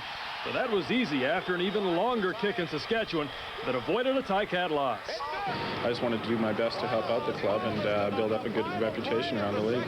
And now the reputation of the defending Eastern Division champions goes on the line in Game 1 tomorrow in Hamilton. This is Don Martin. Now back to Brian Williams at CFL Control. I'll tell you, Don, that matchup brings back some great memories. I can remember being in the stadium in 1961 when Bernie Filoni and the Cats came back to beat Tobin Road and the Argonauts. The Western matchup tomorrow should be a good one. We'll have it live for you at 4:30 Eastern. Right now, though, Don Whitman, it is back live to you at BC Place in Vancouver. And Brian, unless there's an amazing second half turnaround by the Winnipeg Blue Bombers, the BC Lions are going to be in another Western final. Statistically, in that first half, they totally dominated, running up 201 yards more total offense than the Winnipeg Blue Bombers. Look at that stat. Just 88 yards for Winnipeg, 2 very costly turnovers for the Winnipeg Blue Bombers. On the first play, an interception by John Hufnagel. Then the next time the Bombers had the ball, Sean Kehoe fumbles, Nelson Martin recovers, and that led to a BC field goal. They were in front early by a score of 4-0. The Bombers were fortunate that they were not trailing by 14 points at that stage. But then Merv Fernandez conducted a clinic here under the dome, and the BC Lions enjoy a 21-0 halftime lead. We'll return with Ron Lancaster's analysis and highlights, but first, this message. 21-0 the halftime score. Ron Lancaster, what have you picked as the highlights? Well, I think very quickly, the first play of the game, I think, as we mentioned earlier, sets the tone. Hufnagel on a quick out pattern. What an excellent play by Gooch. He returns it down to the 20-yard line. Winnipeg dodges the bullet. They don't get a touchdown scored on them. They give a single. But then Merv Fernandez, as you said, puts on a clinic. What a play. Nice reverse. Here he comes. Gets a good block by John Blaine on Tyrone Jones. Gerald Roper makes a block. Sandusky tries to help out, and Carinci finally does it, and then Fernandez puts it in the end zone. So that was one good play. In that drive, he made a great catch to set it up. But look at this one. Nothing looks very harmless, just a 7-yard hook. But here he goes. And boy, I'll tell you, we keep saying, why are we amazed? He does it all the time. But he puts this into the end zone, and that's the story of the ball game. The other thing, that the defense of the BC Lions is, when you can shut down Winnipeg, the best offensive team in the league, to 88 yards and a half, you're playing some game. Well, the BC Lions will be kicking off to Winnipeg to start the third quarter. Merv Fernandez with 2 touchdowns so far this afternoon. And as far as the Winnipeg Blue Bombers go, who will they come back with, do you anticipate, as a quarterback? Hufnagel, or will it be Zorn? Boy, I'll tell you, that's a tough decision, because you got to go with somebody that can win it for you. Now, you're not looking for experience now, you're looking for points. I have a feeling they're going to go with Zorn. That's a tough decision right now. It would have been nice for Zorn to get like 3 or 4 minutes in the second quarter to see how he was going. But right now, he's going to have to go in and get the job done. They have 30 minutes or they go home for the year, and a lot of pressure on him. Huff's had a great year, though, hasn't he? Well, John Hufnagel had to take over following the injury to Tom Clements. And he had quite a string of successes before he lost the 2 games back-to-back to the BC Lions to end the regular season. The kickoff is taken by James Murphy at the 10-yard line as the 3rd quarter is underway. And Murphy is stopped at the 35-yard line. And it is going to be Jim Zorn continuing as the Winnipeg quarterback in the 3rd quarter. But Cal Murphy said that he would juggle his quarterbacks if neither was able to move the team. So if Zorn is unable to get the Blue Bomber offense rolling, I wouldn't be at all surprised to see John Hufnagel back in there. Yeah, you've got to keep fishing around now to get something that's working. You don't have time to be holding anything back now. Let's get the job done, and it's up to Zorn to do it. Zorn, with his first pass attempt of the 3rd quarter, throws over the head of the intended receiver. It's 2nd and 10. Took the quick drop, 3 steps. That means he's going to throw it quick. Held it a little bit too long. Same problem throwing short in the middle as when you throw long. You better get it in there in a hurry or you have problems with collision courses.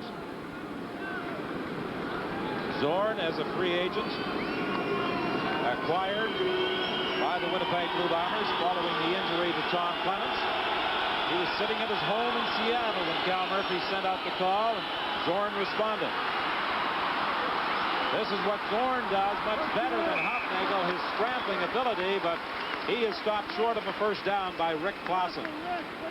BC Lions be very content to let Jim Zorn do that, because when he's running, he's not throwing, and most quarterbacks that I know throw better than they run. At least that's where their big plays come from. I'll tell you one thing, he gave it every chance. He looked at downfield as long as he could. Then Clausen come back to catch him, so they still come up 4 yards short. An interesting 1st half stat. The BC Lions had possession of the ball for 19 minutes and 15 seconds. Winnipeg for 10 minutes and 45 seconds. That's why it's 21-0. Larry Crawford takes the kick at the 20-yard line. And Crawford is taken out of bounds at the 35. A good run back before being stopped by Vernon Paul. And now I'm sure uppermost on the mind of quarterback Roy DeWalt and other members of the BC Lions is to try and continue playing error-free football. They've got enough points. That's the key. The error-free part of it, I think, Don, is most important. I think they're going to force Winnipeg into the situation where they're going to have to blitz them almost every play and hope for a turnover. So if they can play error-free football, they can win it. Okay. Zorn and veteran Joe Kozlowski discussing what they will do the next time they're out there as the penalty is marched off against the BC Lions, taking the ball back to the 10-yard line. Well, if you want a big play from your defense, you got them back to their own 10. This is a great time to come up with it. The Lions with their first offensive series of the 2nd half, back at their own 10-yard line. Another 1st down. He's running at will through that Winnipeg defense. Well, you know what's nice is they have Fernandez here, and every time they've brought him this way, it's been the reverse. This time they just hand it to him and they fake the reverse. All right, here comes Fernandez. The only thing they've shown off this is the reverse. They fake it, catch Winnipeg by surprise. Instead of being on the 10, they're on the 26. We said earlier he doesn't have the quickness of a Keevan Jenkins, but he certainly has the strength. He broke a couple of tackles there. He breaks more as he fights his way out to the 33-yard line. He's carried 11 times for 78 yards. Well, he's only averaging 7 yards a carry. I don't know if that's good enough, is it? I think the only one in the league averaging 7 yards is Ken Hobart, and he's quarterback.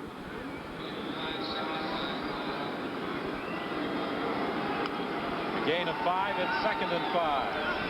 Anthony Parker, an All-American high school player in Kentucky.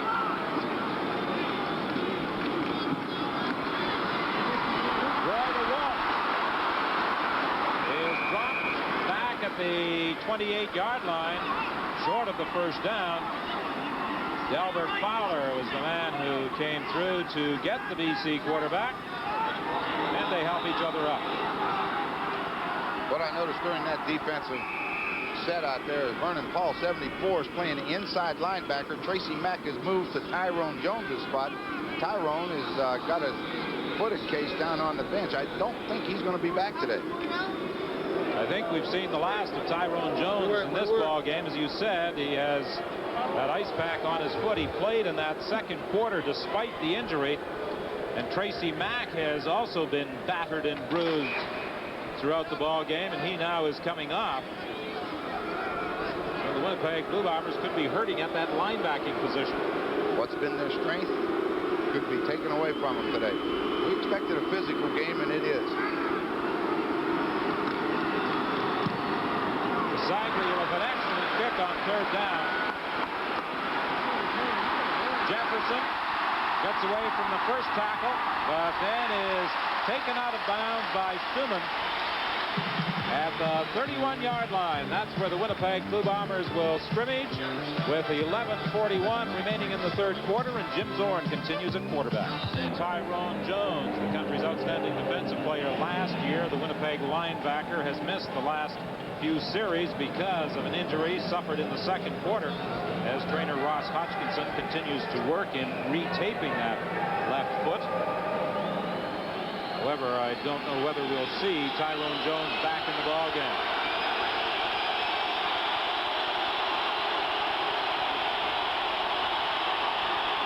The pitch to Willard Reeves. He gets about 3 yards. I'm sure there must be football fans all across the country who are as amazed as you are, Ron, that the Lions have shut the Winnipeg offense down the way they have. I just, you know, when you have a high-powered offense like Winnipeg has, you expect them to move the football. They may not score, but I don't think anybody, and I know I'm included, thought they'd only have about 88 yards in 30 minutes of football. That just isn't the way it's been with Winnipeg, and I know Cal Murphy can't be very happy. 2nd and 8, Winnipeg. Zorn is in trouble, gets the pass away, incomplete. It was deflected by John Elmer, intended for Perry Tuttle. And Zorn was fortunate that he was able to get that throw away. Well, you know, Zorn made a heck of a play getting away from that first defensive guy that grabbed his helmet, but when he lost his balance, he should have never thrown the football. He may as well take the sack and forget it and kick it, because he was very fortunate it wasn't intercepted. There was also a penalty flag back at the line of scrimmage. Disqualification, Winnipeg number 38. Disqualification, BC number 78. So Walter Ballard and Willard Reeves have been ejected from the football game. And that occurred after the ball was thrown. And Cal Murphy appears to be rather calm and composed at that Winnipeg bench, despite the fact that all the pieces have been falling about him. While you were watching Cal, I was looking on the other side. Coach Matthews wasn't particularly happy with Walter Ballard being thrown out. He's one of the guys they count on getting to that quarterback, and now he's missing. Of course, Willard Reeves is gone too. You hate to see that. I don't know exactly what happened, but two excellent football players. Cal Murphy's going to get an explanation. I didn't hit him. Oh, poof. Well, he didn't agree with it.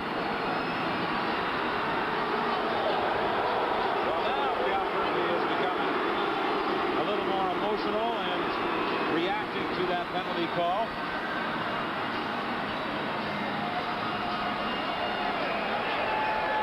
Walter Ballard, of course, also thrown out of the ball game.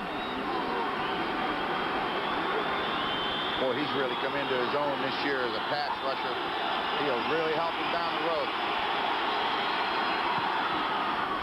Third down kick by Bob Cameron, bobbled a bit by Larry Crawford, but he still manages to pick up some yards on the return and very casually steps out of bounds at the 36-yard line. So Willard Reeves, the man who is nicknamed the Sheriff because he is enrolled in the police academy down in Tucson, Arizona, and plans on going back there to become a member of the force in the offseason, heads to the dressing room from one side, Walter Ballard from the other. I hope the two don't meet in that very narrow exit heading to the dressing room. You know what, I'd like to see them meet, because I just have a feeling that those two guys would probably apologize to one another and keep going. Over the middle to Carinci, a penalty flag on the play.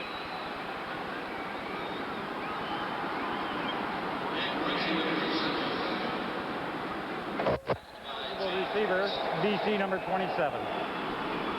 Well, I watched them all the way to the locker room. They never got close to one another. Willard went his way, and Walter went his.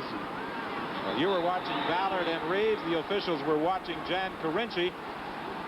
He was the ineligible receiver on that play, so that takes the ball back to the 26-yard line. Perhaps you could explain how a man, normally a receiver, becomes ineligible. When there's a man on the line of scrimmage outside of you, saying Fernandez is a wide receiver, and then Carinci steps up on the line, he is now a lineman. He is not an eligible receiver because he's not on the end of the line. He has to stay a yard back. Draw play with Anthony Parker. And it seems every time he gets the ball, it takes 2 or 3 to bring him down. Well, that's what they told us the first time we did their game down in Winnipeg 2 weeks ago, and no reason to change our opinion. That's exactly what it takes. When he gets hit by one guy, he just usually bounces off and keeps going.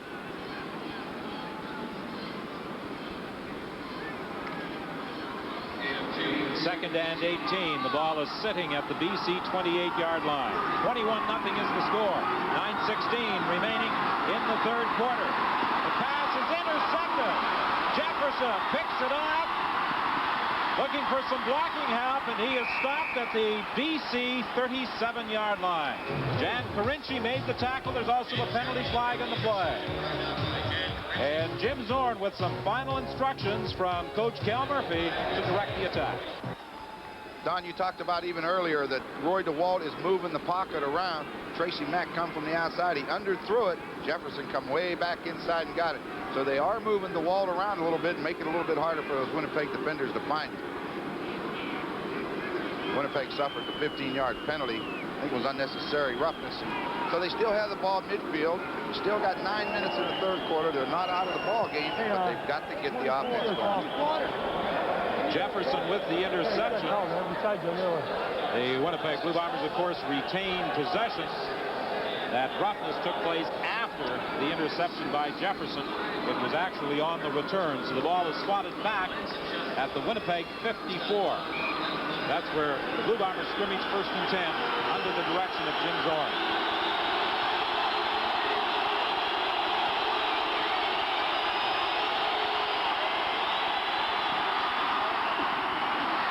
He underthrew Jeff Boyd. It will be 2nd and 10. Zorn has had some problems. He's throwing it into the ground. Quite a few of the balls that he's thrown today, I know of at least 3 that have hit the ground short of the receiver. Jim Zorn signed through the 1987 season. He says he wants to play. 33 years of age. He has a great attitude, unbridled enthusiasm, and willingness to do whatever necessary to help the Blue Bombers try and win. This one is dumped off to Perry Tuttle to the 50-yard line. Stopped short of the first down. Problem is he's going to be 5 yards short of that first down. It's going to make it 3rd down, so it's a decision time for Murphy. I think he's already made it. Looks like they're going to kick it. If they have any tricks up their sleeve, now's the time to use them. Punting unit goes out there as Zorn comes off to the bench.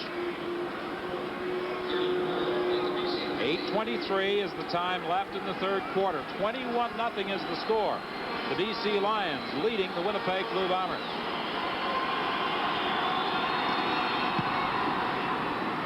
Third down kick, angling it out of bounds. Not a good kick by Bob Cameron. He did not get nearly the distance he was looking for. He was trying to angle it out of bounds, and you see the expression on his face. That tells the story as the ball is spotted at the 24-yard line. And the other thing on that punt formation, the BC Lions had been lining up and coming after him with all the pressure in the world. They only put 5 guys up and dropped the rest back just in case Cal Murphy had another trick play ready. That was only a 26-yard kick by Bob Cameron. So the Lions get the ball at their own 24-yard line. The interception by Roy DeWalt does not prove damaging.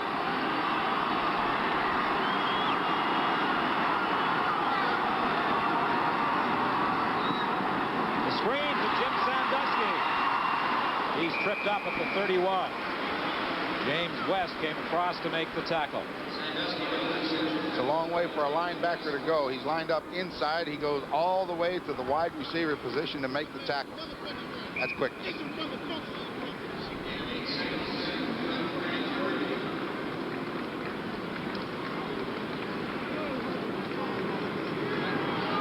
It will be 2nd and 2.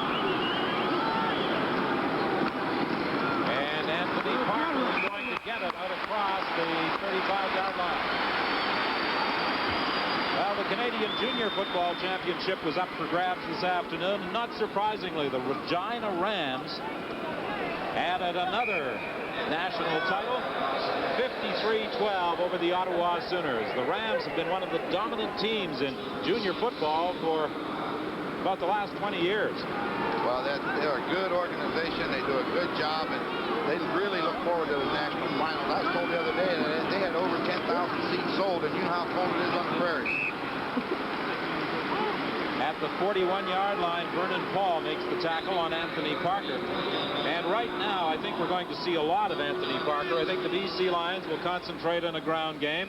Not only are they moving the football successfully, they're also chopping seconds off that clock. If he has a bigger pair of shoulder pads, he should put them on, because he's not going to have to catch it anymore. He's going to take a lot of hits. All Jim Zorn can do is watch and hope that they'll get the ball back quickly. Bounce to Mervyn Fernandez. He did not make the catch as that ball bounced in front of him. Vernon Paul had roared over from his linebacking position, but Fernandez made no attempt to even move with the football. He knew it had hopped in front of him. I think I'd put number 12 back in the ball. Well, we might very well see John Huffnagel. Both have their helmets on at that Winnipeg bench. As Lou Pasaglia gets set. Third down kick. And it bounces out of bounds at the 37-yard line. That's where the Winnipeg Blue Bombers will scrimmage 1st and 10. And John Huffnagel is going back in. Well, Zorn just wasn't able to make any first downs at all, and I really think that the time is gone to be messing around. It's time to put it up, take your chances, and when you put it up, you can get them intercepted, you can get sacked, you can get everything, but that's your only hope. And now, of course, the Bombers are also without Willard Reeves. They have both Pat Kantner and Sean Kehoe back there.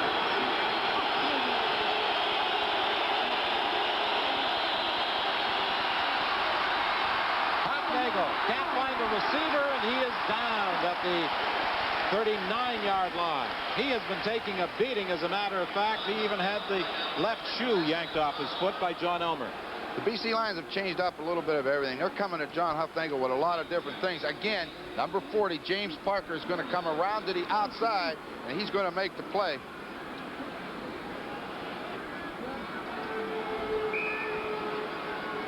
Huffnagel tying his shoe. But the 20-second clock is running, and he will have to hurry. He only has 6 seconds to get this play underway. He succeeds. Over the middle to Pat Kantner. First down, Winnipeg to the midfield stripe. Stopped there by John Elmer. Pat Kantner was one of the Winnipeg Blue Bombers who enjoyed the week of practice here in Vancouver. He's from Richmond. His parents and friends live out there, so he had a week of visiting with friends and relatives. Just swung out of the backfield into the open area, and Huffnagel found him and made the first down, and that's a big one because they've got to get it going.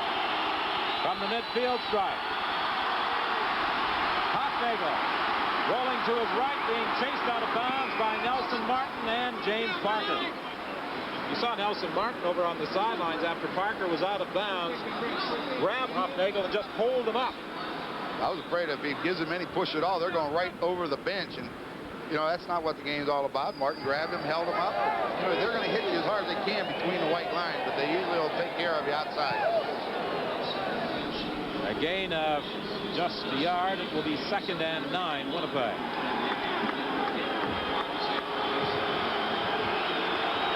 Boyd wide left, James Murphy out to the right. Over the middle, Joe Poplawski makes the catch. No, they're ruling no catch. He didn't have possession of the football when he went down at the 45-yard line. Both officials, one behind him and one in front of him, saw that ball come loose and hit the ground, so they got to give it up.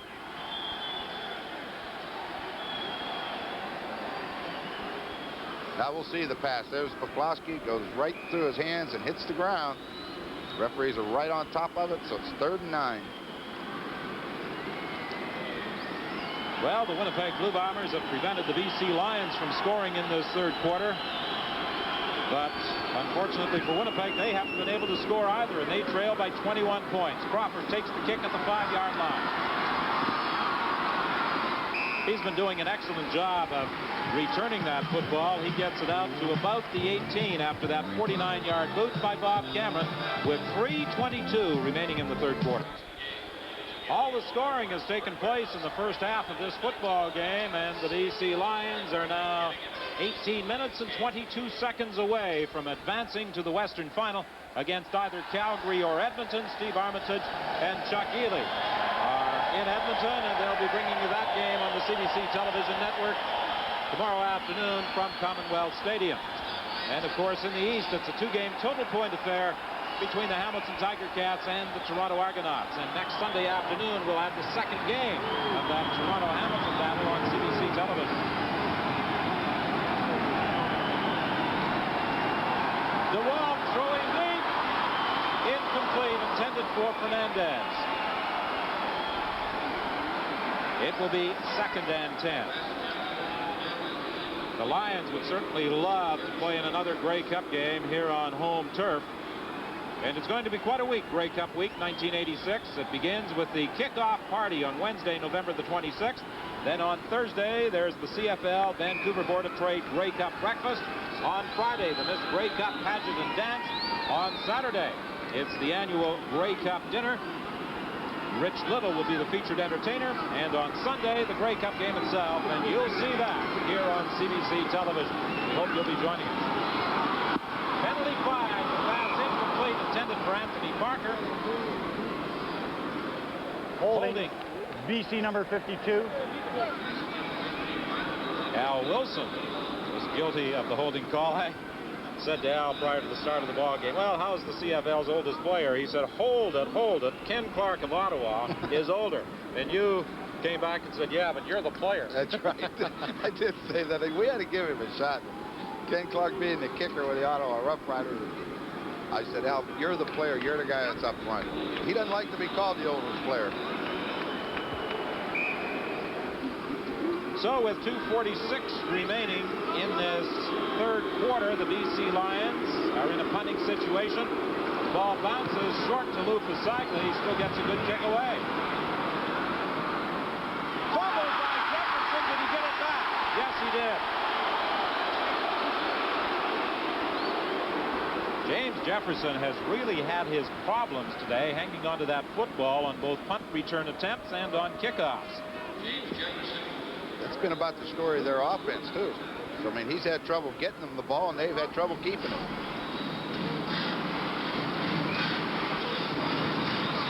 See, he has it in his hands. It just slips through. Very fortunate to get it back. Marty Palzetti almost got the football. Well, if the Blue Bombers harbor any hopes of pulling this one out, I think it's imperative that they do something before this third quarter ends. And a man who is determined not to let them get anything going is Bob Skimp, who has moved in there in place of Walter Ballard, who has been disqualified from the football game.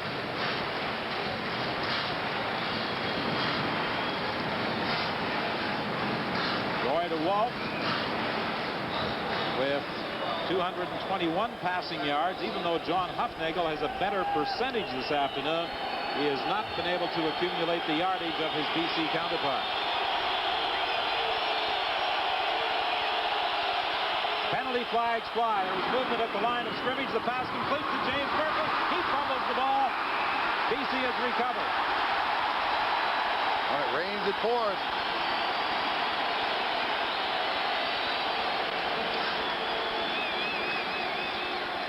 Procedure. Winnipeg number 63 declined. First down, 56. Larry Crawford comes up with the fumble recovery. And the Blue Bombers have self-destructed once again. Well, they sure have. Look, the ball is a well-thrown football. It's complete. Slater slapped it right out of his hands. There they are, all around it. 28, Larry Crawford on top of the football. First and 10. The ball is at the 36-yard line. 1:36 remaining in the third quarter. The reverse with Fernandez. He could throw.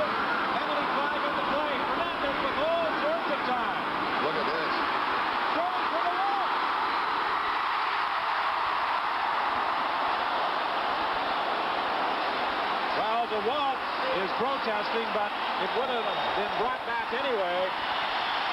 But the BC Lions with a little razzle-dazzle delighting the fans. The Wild will be upset. All quarterbacks like to think they're great pass receivers. And here he had a chance. Well, I'll tell you what, Fernandez threw it a mile, but he had a chance to make the catch, and he couldn't hold on. He'll be disappointed in that.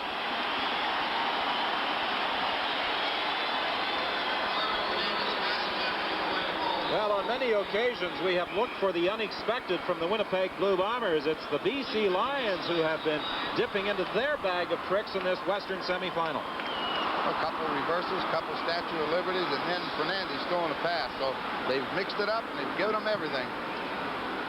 Of course, the first time these two teams met this year, Fernandez threw an 86-yard pass to Ned Armour. Parker is stopped at the 35-yard line. Back on the 26th of June, that 86-yard pass was a Fernandez throw from out of the end zone. That, I thought, was as great a call this year as I'd seen. To be backed up, you know, in the shadow of your own goalpost and to call a reverse pass to the flanker from inside the end zone, it takes a lot of guts. But you have a lot of confidence in number 24 when he has the ball in his hand. So if Fernandez can do it, he'll get it done.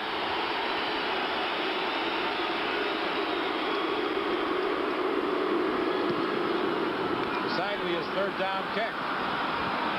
Bounces back towards the line of scrimmage, is picked up by Scott Flagel, and he'll lose yards. He is stopped at the 35-yard line by Ian Sinclair. 32 seconds, the time remaining.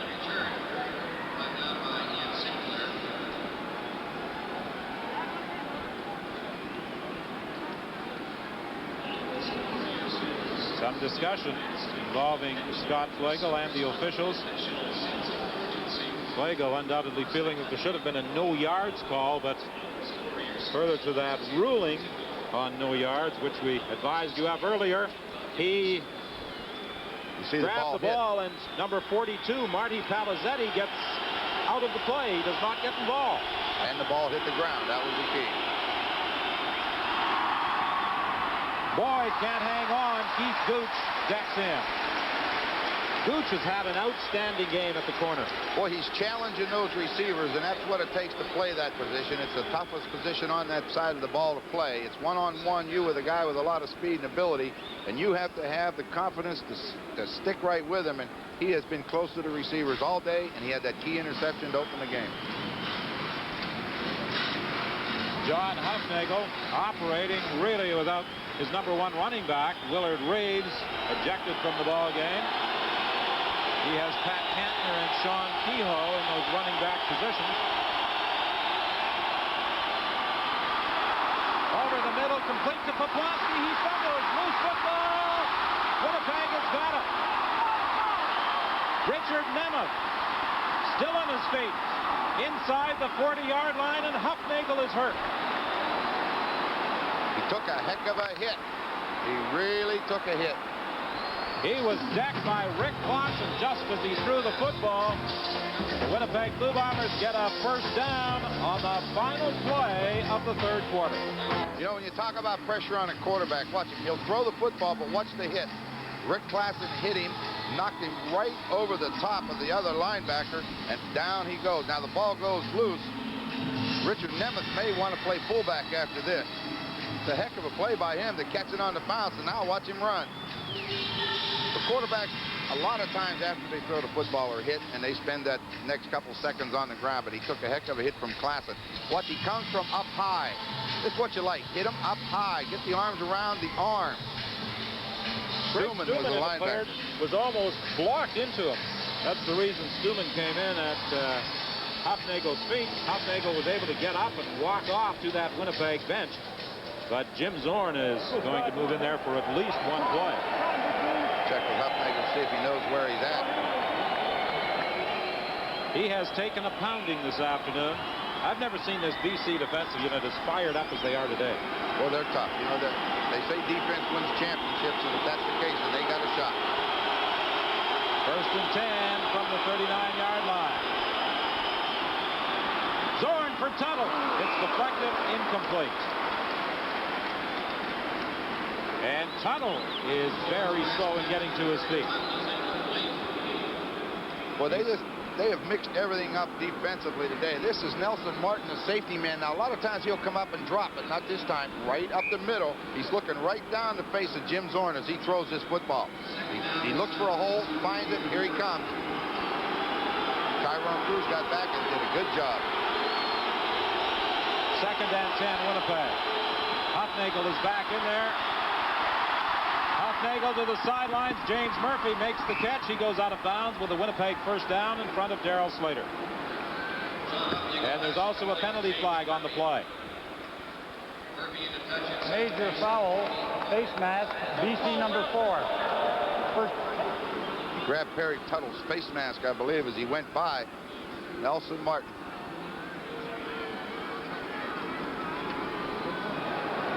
Well, Don Matthews will be keeping an anxious eye on that scoreboard clock for the rest of this ball game. His team leading by a 21-0 margin. The deepest penetration the Blue Bombers have made in the football game.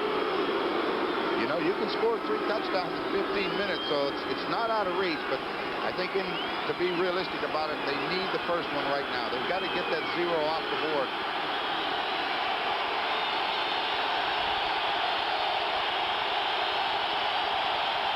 Boyd goes wide to the left. The crowd noise has created the problems for John Hufnagel. He was unable to call his play at the line of scrimmage.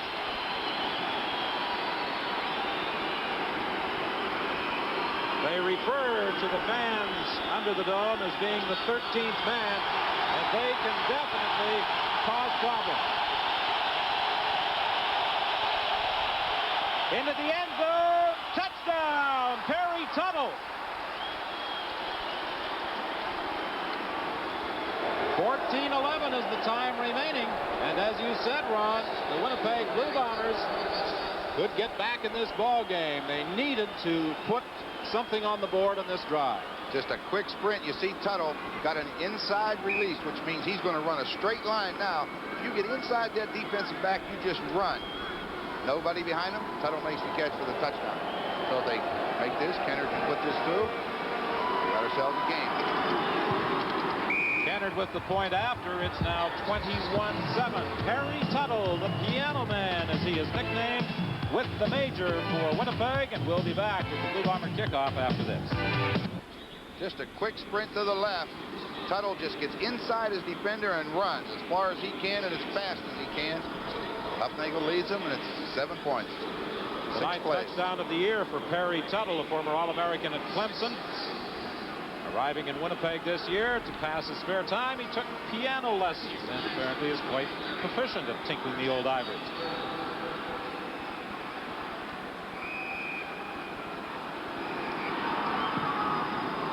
Trevor Kennard kicking off.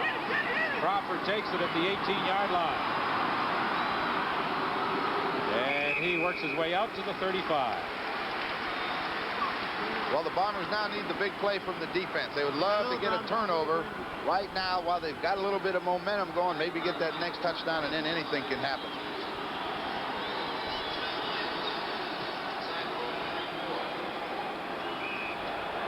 .14:06 is the time remaining. Ball just shy of the 35-yard line.